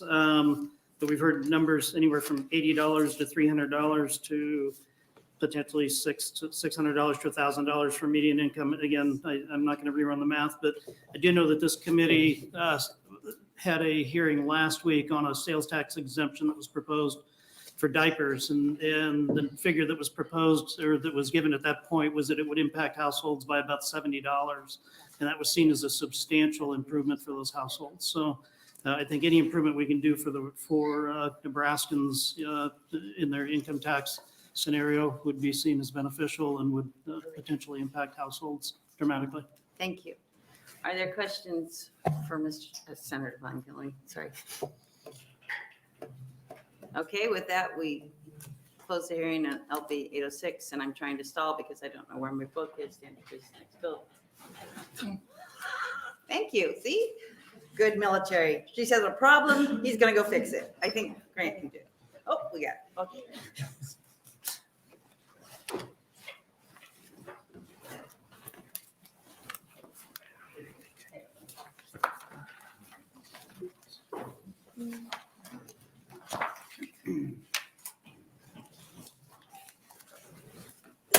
I do want to thank my new staff. Imagine we have all day hearings and they're all new and it's a challenge, but they're doing a great job. So good afternoon, Vice Chair Von Gillern and members of the Revenue. Oh, it's not afternoon. Good morning, Vice Chair Von Gillern and members of the Revenue Committee. I'm Linehan, Linehan, and I'm from Legislative District 39, Elkhorn and Waterloo in Douglas County. I'm here today to present LB 754. LB 754 is a very straightforward bill that works to incrementally cut the top individual tier tax rate to $399 and cut the business tax rate to $399 by tax years beginning on or after January 1, 2027. There were a couple of drafting errors in the bill as introduced, and I brought an amendment 162 to fix these errors, which I think you have. The tax climate is critical to all of our constituents. Now more than ever, young people and professionals consider taxes when electing where to call home. Our tax structure plays a critical role in developing our economy, creating jobs, and expanding our workforce. Nebraska is currently ranked 29th for personal income tax rates and 32nd for business income tax rates. However, LB 754 provides the committee and the unicameral at a large opportunity to fix these unfortunate rankings. If enacted, LB 754 would incrementally decrease both individual and business tax rates, with ending with Nebraska being in the top 15 states for lowest personal and business income tax rates. As previously discussed, it's imperative that we take measures to improve our tax climate and create a tax regime that is welcoming to all current and future Nebraskans. LB 754 with AM 168 is a strong step towards that goal and will be a strong measure towards further strengthening our economy and developing jobs and enhancing our workforce. For all these reasons, I request the committee to approve and advance LB 754 with AM 162 and provide Nebraskans both present and future with the tax relief that they both need and deserve. Thank you, and I'm happy to answer any questions. Thank you, Senator Linehan. Questions from the committee? Senator Duncan. Thank you, Vice Chair Von Gillern, and thank you, Chair Linehan. I appreciate you running all of this and letting me talk so much today. I know I have a lot of questions. One of the things that I think is concerning about this proposal, or one of the things that's popped into my mind, is the overall revenue loss that we're looking at. I know some projections have said that when this is fully realized by 2027, we're looking at upwards of almost $1 billion in lost revenue. Taking that in conjunction with a lot of the other things we've talked about here today and other parts of the governor's plan that I know are being proposed, most notably, I think the increase in things like state aid to schools. Are you concerned that the loss in revenue is going to have a long-standing impact on the commitment that we've made to give state aid to schools? Or what's the interplay between those two going to be moving forward? I'm not the least bit concerned. And that is why when Mr. Will was up here, I asked him several times how the budget worked. With the $1 billion going to the Education Futures Fund, and with all the tax cuts proposed in the governor's budget and these packages, we're still going to have over $2 billion between the rainy day fund, the minimum reserve, and what's on the left for the floor. So when I got here, we were told continually that if we had 800 million in the rainy day fund, we were a happy city. So now we have 2.5 times that. So we clearly are collecting too much in taxes from the people in Nebraska. And I know we just got done hearing testimony on the other bills that are about the acceleration of the tax cuts from last year. I know some projections as well, and again, my math is probably quick here and I apologize, but some projections say that between this proposal and the acceleration of the tax cuts, we're looking at upwards of 2.3 billion or something in that ballpark come 2027. I was unclear from the testimony earlier, and maybe he can clarify again. Is the rainy day fund and what we're going to have left over taking into consideration both this proposed tax cut in addition to the acceleration of the tax cuts? Yes, it does. Okay. I just wasn't clear. I No, appreciate that's, I know, and it's hard to imagine. I get that. That's why I keep repeating this. Yes, all the tax cuts, trust fund, and we're still going to have $2 billion. Thank you. And 800 million was the goal. Thank you. Uh-huh. Any other questions from the committee? Thank you, Senator Linehan. We'll welcome any proponents for LB 754. Welcome, Governor Pillen. Good morning. Hope everybody's doing good this morning. Good morning, everyone, and Vice Chair Van Gillern and members of the Revenue Committee. My name is Jim Pillen, J-I-M, P as in Paul, I-L-L-E-N. I have the incredible privilege of serving as the 41st governor of Nebraska. It's never going to be normal to say that, by the way. I'd like to start out by thanking Senator Linehan to partner with me in bringing LB 754 forward on my behalf. Also like to thank everybody around this desk that's worked years in helping Nebraska's tax code become more competitive. And lastly, thank everybody for your incredible work. The moments when you get a little tired in long hearings, just think back of what an incredible privilege it is for all of us to serve as public servants for Nebraska. That gets, hopefully that'll get a little more gas in our tank. I think maybe what's most important to say is we're not done. We're just getting started. We need to make Nebraska more competitive. LB 754, I believe, is a key part in this effort. It would drop Nebraska's individual income tax to 3.99%. It would drop our business income tax to 3.99%. Both of these rates would take place in 2027, and that's just a click around the corner. I think it's really important to be clear that this bill would not touch the bottom brackets. This is not a flat tax. No one under this legislation will be taxed more. No one. I don't think we can say this enough. We are Nebraska. We have to get competitive with our tax code. Even after our most recent tax cuts, other states' tax rates remain much lower and more competitive. Like Nebraska, all of our neighbors have lots of money, and they're going to even do more. The timing is extraordinarily critical.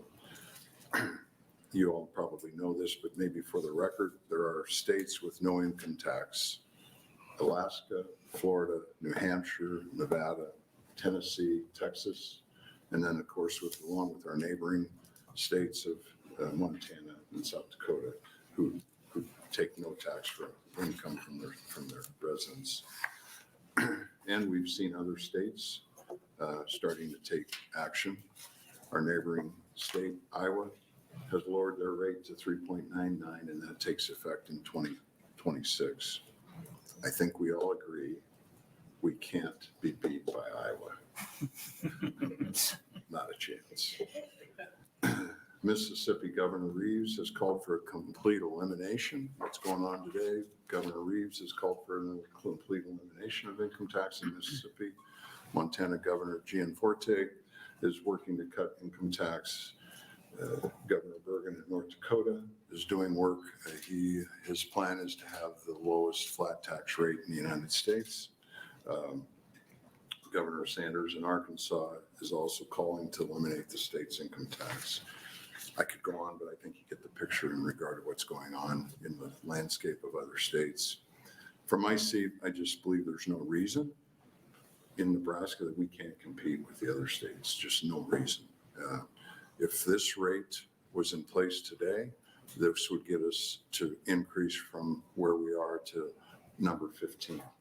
Not in the top 10, but number 15. I think that's a number that's really, really critical to stop the outmigration of our kids and our grandparents. Really, really important. I would ask the committee to support this legislation out of committee. I'm willing to continue to meet with anyone on this issue anytime, anywhere, any place. From my seat, this is not a hope or a dream. This is a dire need for Nebraska and the people of Nebraska. So thank you, and I'd be happy to answer any questions. Thank you, Governor Pillen. Questions from the committee? Seeing none, thank you for your testimony. Thank you. Thank you for having me this morning. Other proponents for 754?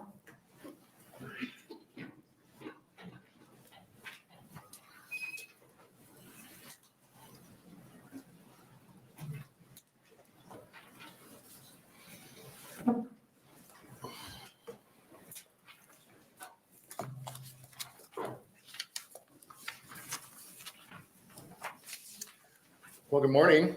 My name is Mark McCarg, M-A-R-K-M-C-H-A-R-G-U-E. I serve as president of Nebraska Farm Bureau, and I'm here today testifying on behalf of Nebraska Farm Bureau and the Dairy Association in support of LB 754. And I also want to start out by thanking this committee for just your incredible work over the years in tackling our tax conversations in Nebraska. From my seat as president of Farm Bureau and the largest business sector in Nebraska, we certainly appreciate it, and those effects are being felt all around our state. It's an exciting time, quite frankly, in Nebraska. Some of us are maybe tax geeks a little bit, and I may fall into that category, but the fact that we can be sitting here in Nebraska talking about substantial tax cuts and tax reform in Nebraska is really exciting. And I think we can't take that for granted. And contrary to popular belief, Nebraska farmers and ranchers actually do pay income tax, substantial income tax. I know for me, sometimes it's difficult to write that check, but when I'm writing an income tax check, the bottom line is that I've made money that year. And I don't mind writing that check. I don't want to write it any bigger than it needs to be, right? I don't think that's the case for anybody. And the fact that we are here testifying in support of the income tax bill, it does fall within our policy. So our policy in Nebraska Farm Bureau supports effort to reform Nebraska tax system in a way that provides tax relief and enhances Nebraska economic competitiveness. And so bottom line, when we look at Nebraska, and it doesn't matter if you're looking at rural Nebraska, urban Nebraska, when we pay taxes, that's less money that we have to spend.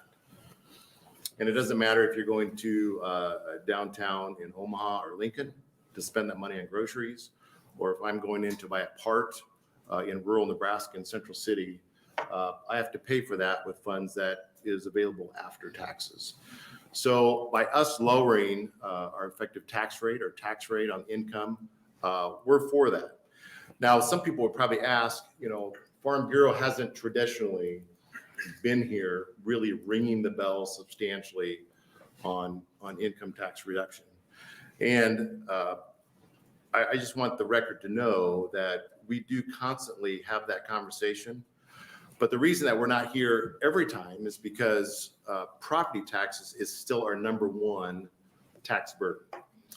And so in this testimony today, and I just want to couch a little bit where Farm Bureau is at holistically when we have a tax conversation.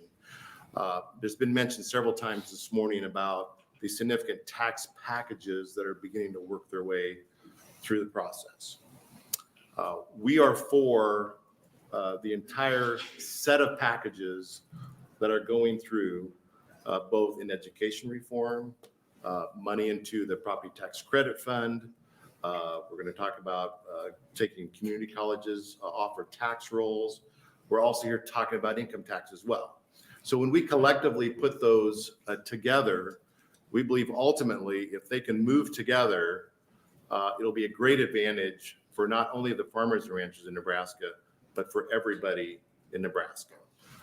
But I do want to say up front, as we have these conversations, the reason that we're passionately going to be involved in all the aspects is because ultimately, as we put this package together, if we have $1 relief in income tax, we want to ensure that we have $1 relief in property tax.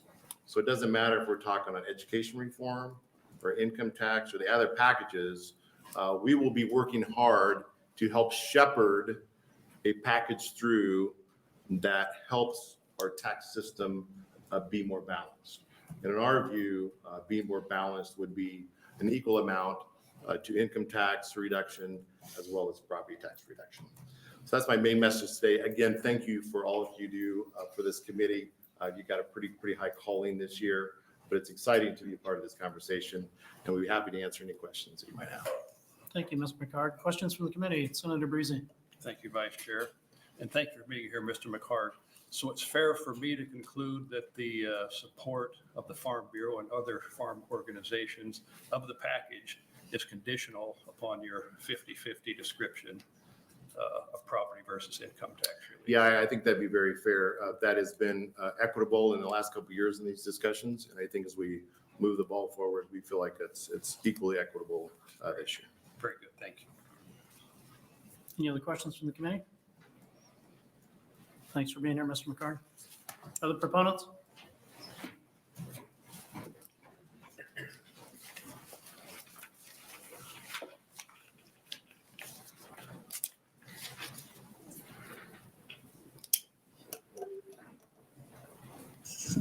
Good morning again, Vice Chair Von Gillern and members of the committee. My name is Michael Lucci, Michael Lucci, and I'm here to speak on behalf of Platt Institute, where I'm a senior tax policy advisor.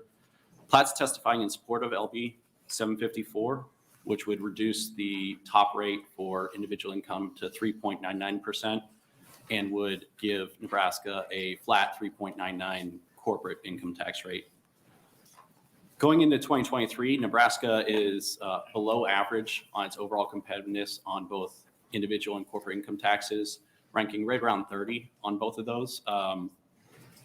That's based on factors that include the structure, but also the rate imposed on individual and corporate income tax. As reflected in our early testimony, Nebraska's been trimming its top rates for individual and corporate income tax in the last couple of years. This makes sense. It's responsive to revenue surpluses and trends that are going across the country. I would also note that it particularly makes sense to lower the income taxes amidst inflation because this incentivizes investment in savings over consumption. And it also just directly returns money to the people in Nebraska who are paying the income taxes. So it's giving them back their money. And it gives it back in such a way that incentivizes savings and investment because they're facing a lower rate on individual and corporate taxes when they think about, the returns going forward. As we noted earlier, 5 states have moved to a flat tax on the individual side, and 24 states have cut their rates on the individual side. High progressive rates are uncompetitive for individuals and businesses. And as I said, there have been 2 recent changes. The cap on state and local taxes on the federal return has made it more important to be competitive on your state income tax. And the increased mobility of workers after the pandemic has made it more important to be competitive on state and local taxes. Now, while this bill would make Nebraska highly competitive for individual income taxes, it would still leave Nebraska with a progressive tax structure. And I do recommend checking my math on this for effective tax rates because I was putting it together. A family of four making $30,000 would have an effective rate of 0, making $60,000, effective rate of 1.59, family making $100,000, 2.55, and a family making $300,000 would face an effective tax rate of 3.51%. So even if the proposal is not a flat tax, but even if the proposal were a flat tax, it would still be effectively slightly progressive because of the standard deduction and because of the personal exemption credit. On the corporate side, Nebraska would actually become more competitive on corporate relative to the individual income tax under this proposal. So Nebraska would have a 3.99 flat rate. That would be just below Missouri and Oklahoma, who are 4.0 each. It actually would leave Nebraska with the second lowest corporate income tax of states that levy it. North Carolina is 2.5. I will note that there are 6 states without a corporate income tax for various reasons. And North Carolina's 2.5 is going to phase out over the next couple of years. So they will be at 0, at which point Nebraska would actually have the lowest rate of states that levy a corporate tax, assuming no one else changes, which other states might lower their rates in the meantime. Workers, managers, and shareholders bear the burden of corporate taxation. So not only would this make Nebraska more competitive, it would be returning money to investors in the state. It'd be returning money to workers in the state through higher wages. It's worth noting that there was, over a decade ago, Kansas attempted tax reforms. It didn't go right. But since then, dozens of states have done so by making sure that the tax changes balance within revenue and spending projections. So as long as that is the case, then this reform would make Nebraska highly competitive on corporate taxes. It would be one of the top states on corporate taxes. And it would be also very competitive on individual income taxes. And we support accelerating tax reform, bringing down these rates for Nebraskans and having some of the lowest rates in the region and on the lower average rates within the country would really help Nebraska take advantage of this time of increased mobility and increased flows of capital that are looking for good places to invest. With that, I'm happy to take any questions. Thank you, Mr. Lucci. Any questions from the committee? Senator Dungan? Thank you, Vice Chair Von Gillern. And thank you again. I know you've had a long day of testifying here, and I appreciate that. There's been a lot of discussions here today about competitiveness, and I think trying to ensure that Nebraska's tax structure incentivizes both retention and recruitment. That's one of the things I think we talked about with Senator Von Gillern's bills as well as this one. I'd asked you previously before about any data or statistics showing that people move based on those things. And one of the things that I find striking in just doing, again, very short research is that as of right now, over 2/3 of people, so 69% of folks live in the same state that they were born in, right? So we know that the vast majority of people remain where they're born, right? Beyond that, there are certain studies that show that 1.5 to 2% of people in the entire United States move across state lines each year. So already we're looking at a very small swath of people that move from state to state. Of that 1.5 to 2% of people, the vast majority of those, I don't have the actual percentage, but the vast majority of those cite new jobs or family as the reason that they're moving. And very few of them check the other box when asked. And the other usually would be taxes. And so if so much of our intention here is predicated on the idea of making us competitive, I guess I'd be curious to know what actual data or statistics we have that you may have, which we can talk about later and we can get it later, that show that people actually move for these reasons. Because it's one of those things where I think it makes sense in our mind, if it's more competitive, people are going to go there. But the numbers that I'm looking at that I've found don't support that, right? I think that, again, as I said earlier, people don't move in a vacuum, right? It's not just based on tax. Obviously, it might be something that people take into consideration, But to me, it doesn't seem like a driving factor, and to completely overhaul our entire tax structure based on the notion that we're incentivizing people to come here and stay here, which is a fantastic notion. I want more people to come to Nebraska. It seems like there's not actually a causal relationship between those things, but maybe merely a corollary. Do you have any information or data that you know of right now that indicates people move based on tax rates as a primary incentive? So I'll share studies that I cited earlier. There are studies related to movement specifically because of taxes, but I think that you actually made what's actually a more important point. People move for jobs, and jobs are developed in more competitive states. And so it is the case that when corporations move, Tesla moves to Texas, this gets the headlines. But most job growth is from existing corporations and small businesses, et cetera, within a state. And so that tax reform is going to get at not just those folks who you want to come in and those folks who might otherwise leave, but those businesses and families, et cetera, who are thinking about, aren't necessarily thinking about leaving or staying, but they will have more incentive and more money to invest in the context of tax reform. So it's certainly the case that there's a portion of society that's moving for tax purposes as one of the big reasons that they move, particularly after the pandemic, particularly with the cap on state and local taxes paid. But I think the more important factor is the less seen factor, which is people do move towards jobs, and jobs grow. And you can see this in the data on the recovery from the pandemic. Jobs are growing in the states much more rapidly that have more competitive tax codes, regulatory codes, et cetera, et cetera, et cetera. So while the headline rates matter for a certain class of people, I don't know what percent it is, but a certain class of people who are mobile, the more important factor is overall competitiveness, which draws people, and they don't know that they're moving because of that state's competitiveness. They just know they're moving because the jobs are there. And they don't know what all goes into the creating of the jobs there, but taxes are a part of that. Thank you. No, that helps. I appreciate it. Any other questions from the committee? Mr. Lucci, thank you for being here. Thank you. Any other proponents?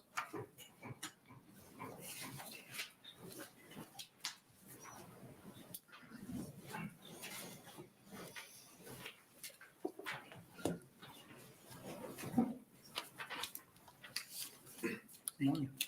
Good morning, Vice Chairman Von Gillern, members of the Revenue Committee. Thank you for having me this morning. My name is Jim Greisch, Jimgreisch. I'm here today representing the Greater Omaha Chamber of Commerce, the Nebraska State Chamber of Commerce, and Blueprint Nebraska in support of LB 754, which would lower Nebraska's top corporate and individual income tax rate to 3.99%. I want to thank Senator Linehan for advancing the governor's bill, for making this one of his priorities. Longtime members of the committee will know I've appeared many times before this committee in my capacity as chairman of Blueprint's Tax Modernization Committee and on behalf of several of the chambers to talk about the need for tax modernization in Nebraska. As all of you know, the goal of Blueprint has been to transform Nebraska's tax policy in a way that enhances Nebraska's competitiveness and makes us a more attractive place for all Nebraskans today, tomorrow, and into the future.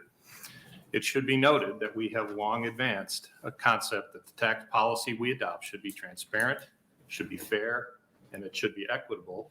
I'm going to add one, it should be competitive. You've made much progress in this respect over the past year. Enactment of last year's individual and corporate rate reductions, along with the phasing out of our taxation on Social Security, is certainly the definition of progress. We agree, however, with the governor that we're not there yet. The rate proposed in 754 is a great target. And I kind of feel like we should play Etta James here and say, at last, we're talking about getting a rate that is down in the competitive arrangement. At Blueprint and the chambers across the state, we have been consistent that a $3.99 rate for both individual and corporate taxation is going to be good for business and should be achieved as quickly as feasible. Many have said that our current policy puts us in the company of some good states. I would ask, what company are we talking about?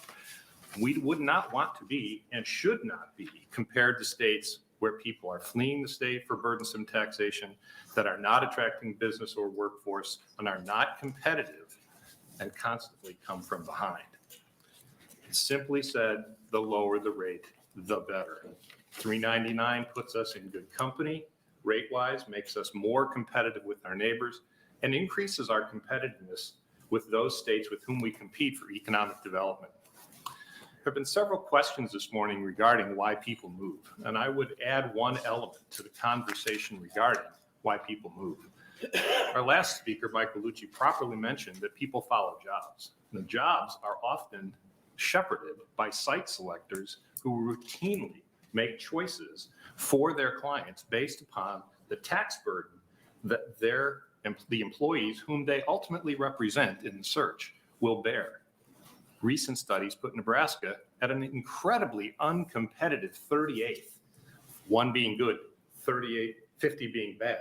We're 38th in terms of total tax burden. That includes sales tax, property tax, and income tax. That's staggeringly uncompetitive.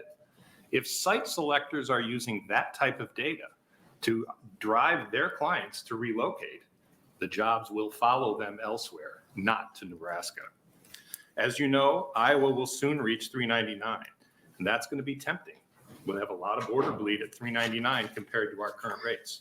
And our neighbors in South Dakota, Wyoming, and Colorado have beaten Iowa to the punch, and they are already seeing benefits from that. It's nothing personal here. It's just the bottom line. Businesses respond to opportunities to improve their profitability. It's also a workforce issue. Let's be honest. We have a people problem in Nebraska. We simply do not have enough here to fill the available jobs we have or those we'd like to create in the future. We must get better at this. We've heard from our members of the chamber many times that this needs to be solved. $3.99 could be an answer. This also addresses other matters. The legislature continues to look for ways to encourage entrepreneurship, innovation, and investment in Nebraska. The proposal before you is the best thing you can do for entrepreneurs. The Foundation for Economic Education reports that high income tax rates are enormously detrimental to startups and other entrepreneurial issues because they depress investment and discourage productivity. This is clearly illustrated by the disturbing small number of patents which originate out of Nebraska. This is not a new issue. We've been dealing with this for quite some time. And we talk a lot about the discussions of other ways to solve the rate problem at the bottom. And I would offer to you that you have other levers to pull. We have an earned income tax credit that works. It puts money back into the system. It's a very efficient and effective way to keep the system working for the lower income levels. Further, we can change the standard deduction and use it differently to reduce the amount of tax burden on the lowest income earners in Nebraska. Legislation is pending that would talk about the earned income tax credit. It's a policy that we think works. It's good for the system. Plainly, though, the legislation before you can do a lot of things in ways that we have yet to be able to address because of the rate issue. We want to encourage entrepreneurship. We want to encourage workforce attraction. We want to encourage investment and innovation, and we want high-quality job creation. It would help Nebraskans build personal wealth. It would increase savings. It would be good for all Nebraskans. For those reasons, we support 754. We urge you to do the same. I thank you for the opportunity to be with you. Stand ready to answer any questions. Thank you, Mr. Vice Grice. Chairman. Questions from the committee? I have one. I think we've had a lot of math done on the fly, admittedly. There's been a few Google searches done. I think you're the first testifier that's used the word fair. Is there something just inherently wrong with the state collecting more money than it needs, in your opinion? Absolutely. You know, the state should extract the fair wage for the functions of government constitutionally mandated, but no more. The constitutionally mandated functions of government should demand a fair wage from those who deliver it in a way that is appropriate for the citizens of the jurisdictions across the state. The fairness part has to do with collecting more than is needed. And as many testifiers have noted, the wealth redistribution is a part of the reason that is done. There are better ways to redistribute wealth. And, we think that needs to be evaluated as a part of the overall function of government and the efficiency of government. But it also has to do with the modernization of our tax policy. let's be honest, it's 1957 when this was first hatched, 67 when it was adopted. We're well past the useful life of that policy. And we think it's time for the legislature to work to update that. Thank you, Mr. Dresch. Thanks for your testimony today. Any other proponents?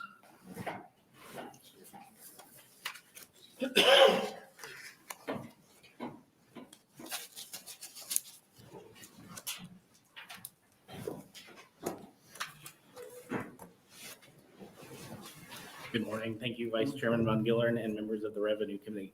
My name is Brian Clintworth, BrianKlintWorth,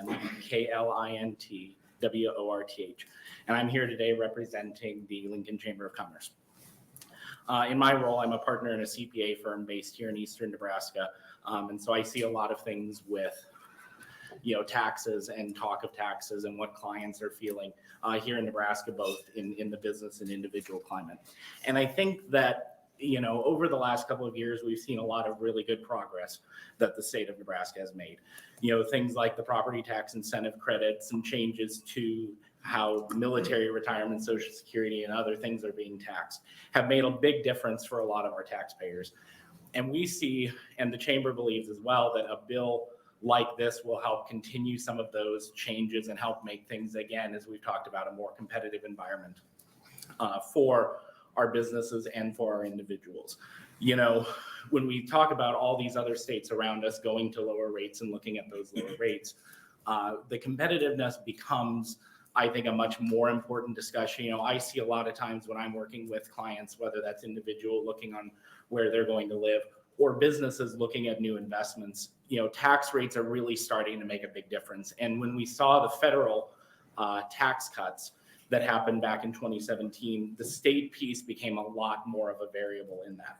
And then you throw on that the pandemic as well, where it's changed that mobility that employees have and the ability to attract people from different places. It's really caused businesses to think differently about not only where do they want to do business, but where do they want to hire employees. And so it seems that having some real movement towards lower tax rates, again, to make us competitive and even give us some competitive advantages, make a lot of sense. I think we've got a strong economy here in Nebraska, as we've seen, through years, through the pandemic, and other years as well. And knowing that we've got, as was discussed with the budget, a lot of money in play here, that we're sitting in a good fiscal position. And so it makes sense for us to see that to look at, okay, how do we return some of that to the taxpayers in Nebraska? How do we make sure that we are being fairly taxed in what we do? And just overall, again, it just seems like these bills, the more that we can accelerate to keep us competitive, and to speak to other points earlier on your retention versus recruitment, I think retention is one of the really important things. We talk about a lot. And there's a lot of studies of students that, trying to keep them at schools in Nebraska, but then trying to keep them in Nebraska as well. And knowing that they have the ability to work remote differently and do different things, there's a lot of opportunities for them. And are taxes ever going to be the main decision for somebody and where they move? Probably not. I'm an accountant. That's all I do. That would never be the main factor in my decision. But it's a very important one, and it's part of the whole bigger package that can help make Nebraska great. With that, I welcome any questions that the committee has. Thank you, Mr. Clintworth. Any questions from the committee? Senator Dungan. Thank you, Chair Von Gillern, and thank you for being here. I appreciate all your work with Lincoln Chamber. I appreciate all the work the Lincoln Chamber has done. I'm a big fan of our chamber, and I think we've seen a lot of exponential growth in Lincoln through a lot of the businesses we've seen. A lot of that, I think, can be attributed to a lot of the hard work of our business community in Lincoln and the chamber in particular. Personally, just having lived in Lincoln for a very long time, being born and raised here, I see Lincoln growing. I see more businesses coming here. I see more major things happening in Lincoln, whether it's the development of Pinnacle Bank Arena or the development of other structures that we're seeing. I mean, we're increasing our high school size. We're having more families move here. It doesn't seem to me as though we're losing a lot of people right now. Now, obviously, there's always the discussion about students and UNL students coming and going, and are they staying here? But from your business perspective, working with the chamber, can you give us some examples of what we've missed out on or businesses that have left Lincoln because of specifically the tax structure in maybe the last 5 to 10 years? I think from that point of view, when we talk about, the retention, that's probably more on a statewide piece. As you said, Lincoln and Omaha as well have really had some great growth opportunities. Where I think we're starting to see issues is that, there's limits to how much of that growth is going to happen, or we're seeing, growth from, other parts of the state in here. But I think, you take a city like Lincoln, you look at how much we've grown over the last, 5, 10 years, certainly going back longer as well. Where I think we're missing out on is those opportunities to continue to grow and to continue to bring in new businesses and different things like that. As Jim Grice had talked about as well with the startup community, I've worked with some startups and we've seen startups here in the Lincoln community, and they've done some good things, but they are talking about the challenges that they face from a workforce piece and some of that. So I think that as we see it, it's giving us the opportunity. I think we've built a really great infrastructure in Lincoln with the businesses that we have, but I think we've got a lot more capacity to grow that, and a bill like this would help us to grow. Thank you. And I appreciate your work. Any other questions? Mr. Clinton, thank you for your testimony. Other proponents?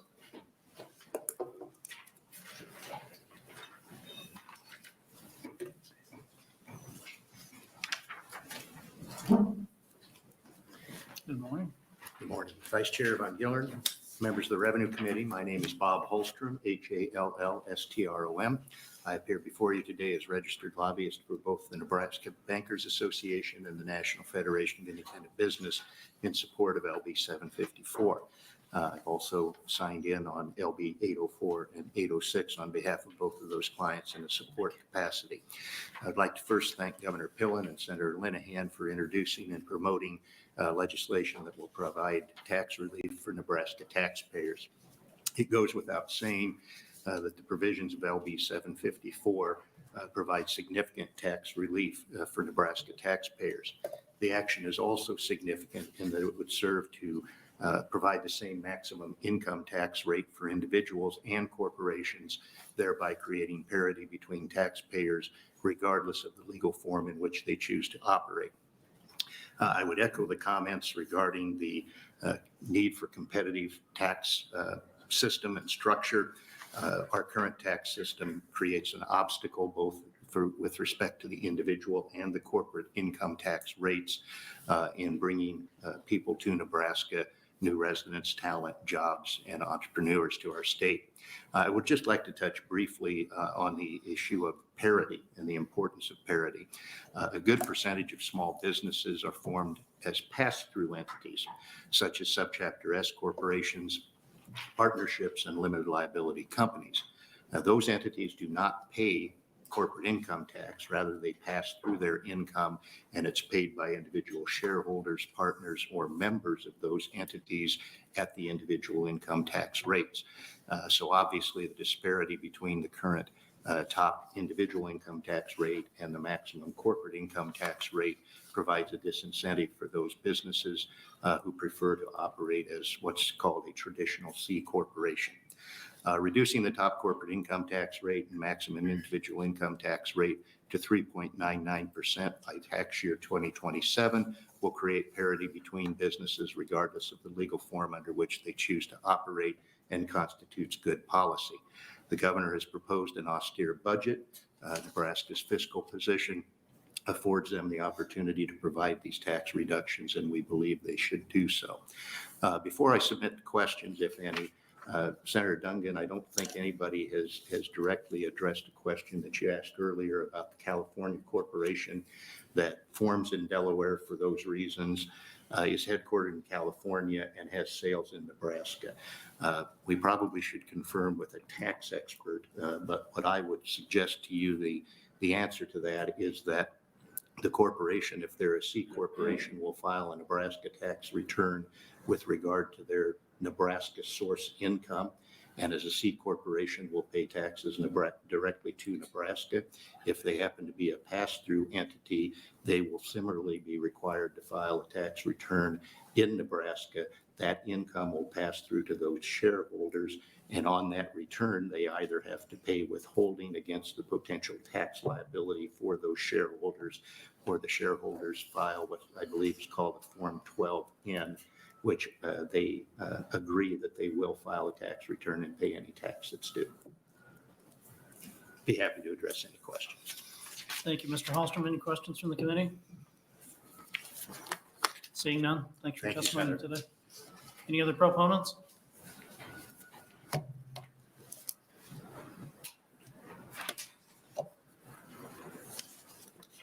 Hello again. Good morning again. My name is Jessica Shelburne, JESSICA-SHELBURN, representing Americans for Prosperity. Again, I'm going to try to keep my testimony brief.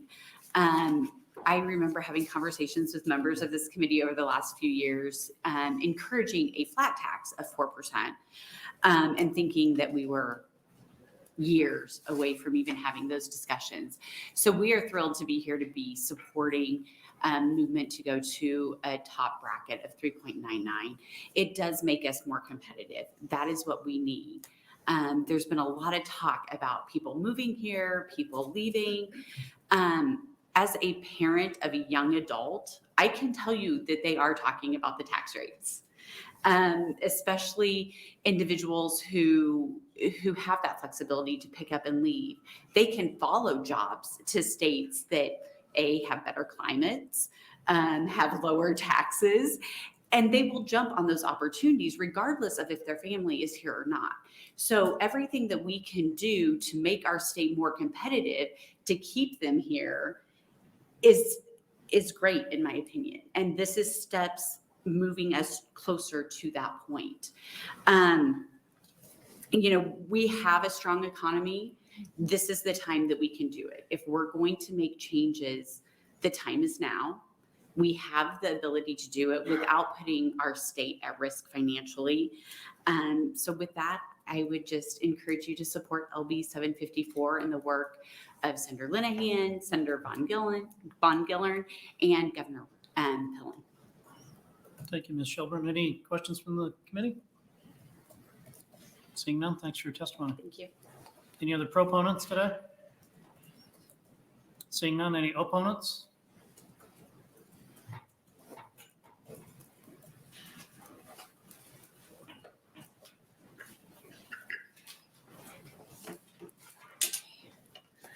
Good morning, Vice Chair Von Gillern, members of the Revenue Committee, Rebecca Firestone, REBECCA, FIRESTONE with Open Sky Policy Institute, testifying today against 754.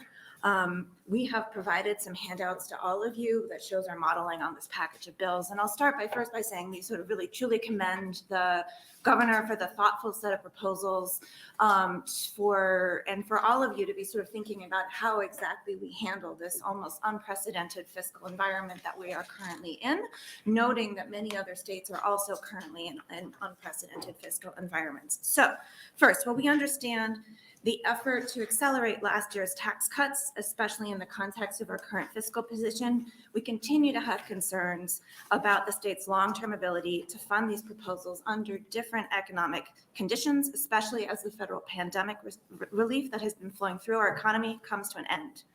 We appreciate that we currently have a very robust cash reserve, but the purpose of the cash reserve, our rainy day fund, is not to backfill the state budget on a regular basis, but rather to help lessen the harmful effects of potential service cuts during economic downturns. I'm going to skip ahead in my testimony to the next paragraph just to help you along here. So cuts to both the corporate and personal income taxes predominantly benefit high-income Nebraskans, as I pointed out on the other bills.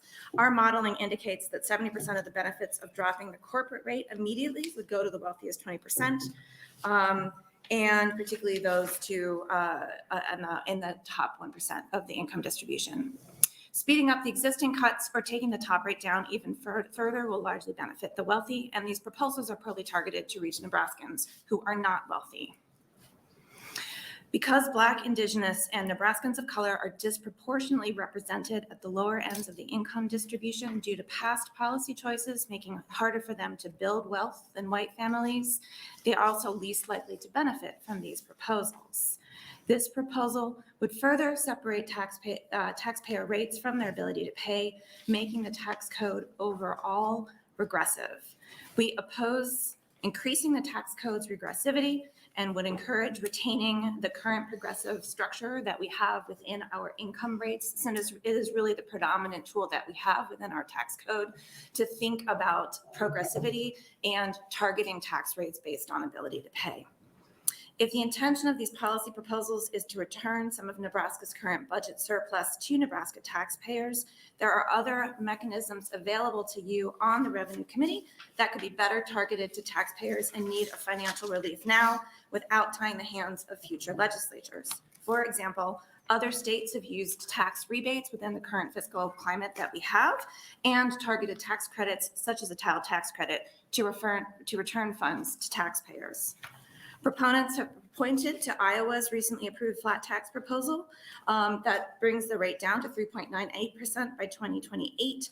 That proposal is estimated to cost the state of Iowa $2 billion annually once fully phased in, which is about 25% of their current budget. Income tax cuts, however, are unlikely to pay for themselves through economic growth. And indeed, the Nebraska Department of Revenue, for instance, within its 2018 tax burden study has found that $100 million worth of income tax cuts would not pay for themselves through increased economic activity. This economic activity isn't likely to happen by drawing more taxpayers to the state, since there's a variety of evidence that's been discussed that suggests that relocation decisions are multifactorial and not predominantly based on taxes alone, but often based on people moving for better housing opportunities, to be closer to family, or for work. There's also evidence that suggests that millionaires are actually less likely to move than those with lower incomes. Put differently, lower taxes are not a magic bullet for a thriving Nebraska economy, particularly when they're only focused on top rate cuts. We therefore oppose these bills. I'm happy to take any questions. Thank you. Thank you, Ms. Firestone. Questions from the committee? Senator Dungan. Thank you, Chair Von Gillern, and thank you for being here. You were here earlier, I assume, for the previous testimony. You've been here all day. Yes. You probably heard my question, I think, to Chair Linehan and also to the governor's budget folk regarding sort of this concern that I have, that I think others, constituents have reached out to me about, regarding the potential interplay between a reduction in revenue and an increase in potential state aid to schools or other programs. It sounds like, based on some of the questioning we had earlier, that we, at least according to some projections, have sufficient money sitting in the rainy day fund and projected out over the next few years to do both. I genuinely am curious, does your modeling show the same? What does that look like? Do you have questions about that? I'm just trying to figure out if there actually is going to be a concern moving forward, because I do want to make Nebraska as competitive as possible. And I think taxes do play a part of that. But I also want to make sure that we're not shortchanging schools or other things in the future. So do you share the belief that we will be fine moving forward financially, or do you think this is going to potentially cause some shortfall moving forward? So first of all, also share with you and with many of the folks who have testified already, as well as the Revenue Committee, Open Sky also supports efforts to make sure that Nebraska has a thriving economy that is supportive of the people who are living here now, and provides shared prosperity and reasons to move to the state of Nebraska. Within that context, frankly, we are still modeling all of the interplays of the different proposals that have been put together, both the spending proposals as well as the revenue reductions, and what the effects are on property taxes and on education finance. We are concerned about ensuring that we maintain a very robust cash reserve. And indeed, there was conversation during the last legislative session when the tax cuts were passed about the importance of being able to maintain that cash reserve in the event of unexpected economic conditions to make sure that there's a buffer in place. So that is Open Skies, I think, first concern. And beyond that, I will have to say that we are continuing to model the interplay of all of these factors, and we think that it's valuable for us and for those of you in the legislature to take some time, understand how the different proposals are all interacting with each other, and try to sort of project out over a few years, test it out under different economic scenarios in order to make sure that we do have a sustainable revenue system going forward. Thank you. Thank you. Any other questions from the committee? Ms. Firestone, I have just a couple of quick questions. You mentioned that this would predominantly benefit the wealthiest in taxpayers. Does it not still benefit those below that top 20%?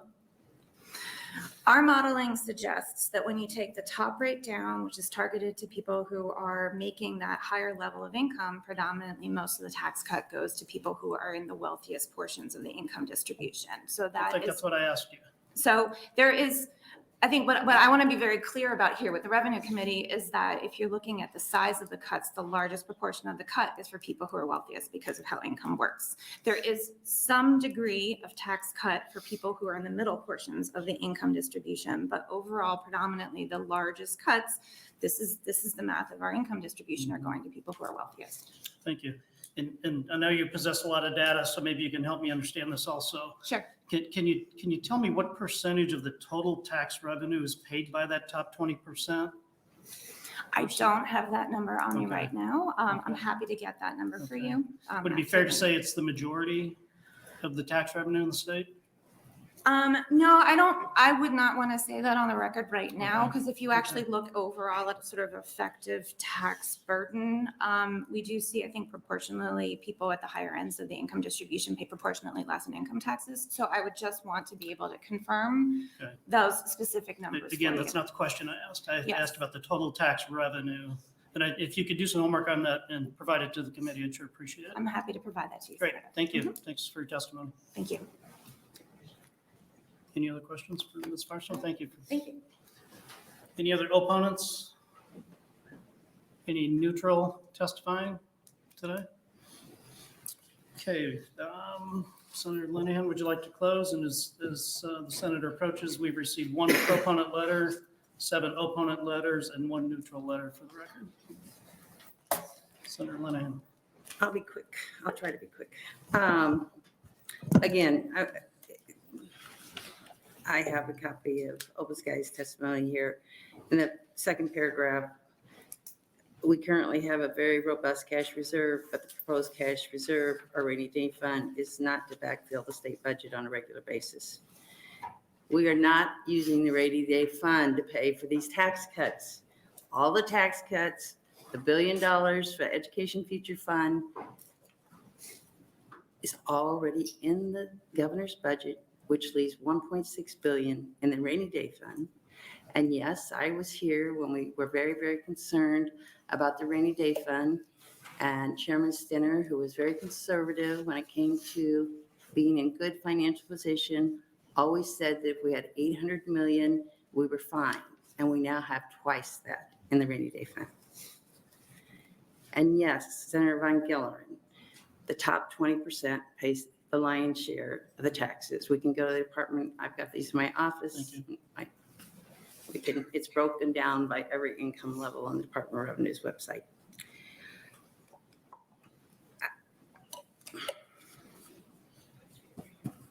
Fifth paragraph. The top 20% of Nebraskans are those making over 138,000. I raised 4 kids, and we probably made over 138,000 most of the time. And you have kids in school and kids in college, and you're trying to make ends meet. 138,000 is not wealthy. You still have kids borrowing money to go to school. It is not wealthy. And then the rest of this paragraph, which is just, I know that because Black and Nebraskans of color are disproportionately represented at the lower ends of the income distribution due to past policy choices, not tax choices. I mean, I understand and I have great empathy, and there's many things our country needs to address. But taxes, we have a system that taxes more as you make more. But in Nebraska, we have a system that is, yes, chasing people out of the state. I bet, since we've gotten here, what have we been here, 2 weeks now, 2.5 weeks? I bet I get 5 to 6 letters a day from my district that say they are going to move. And those are only the constituents that know to reach out to their state senator. Between our property taxes, which in my district are very high, I think top 2.45 is our levy rate, and our income taxes, people aren't going to stay here. So this package, which is, it also takes care of education. The governor very wisely has put aside $1 billion plus $250 million for the next, I don't know, 3 or 4 years. Seems like a lot. It's over $2 billion in total. Education Future Fund. So we have money to take care if we have a downturn. We have a lot of money. And as Mr. Will said, we could withstand 2 years of the worst downturn in the last 45 years with the cash we have available. We can afford the tax cuts. Thank you. Thank you, Senator Linehan. Any questions from the committee? Seeing none, this will close our hearing on the 7th. I want to thank the Farm Bureau for being here. It's for reasons that Senator Breezy and the testifier and I understand. It's very helpful. Very good. Thank you. Now we'll close testimony on 754. Thank you. Close our hearing for the day. Thank you all for being here.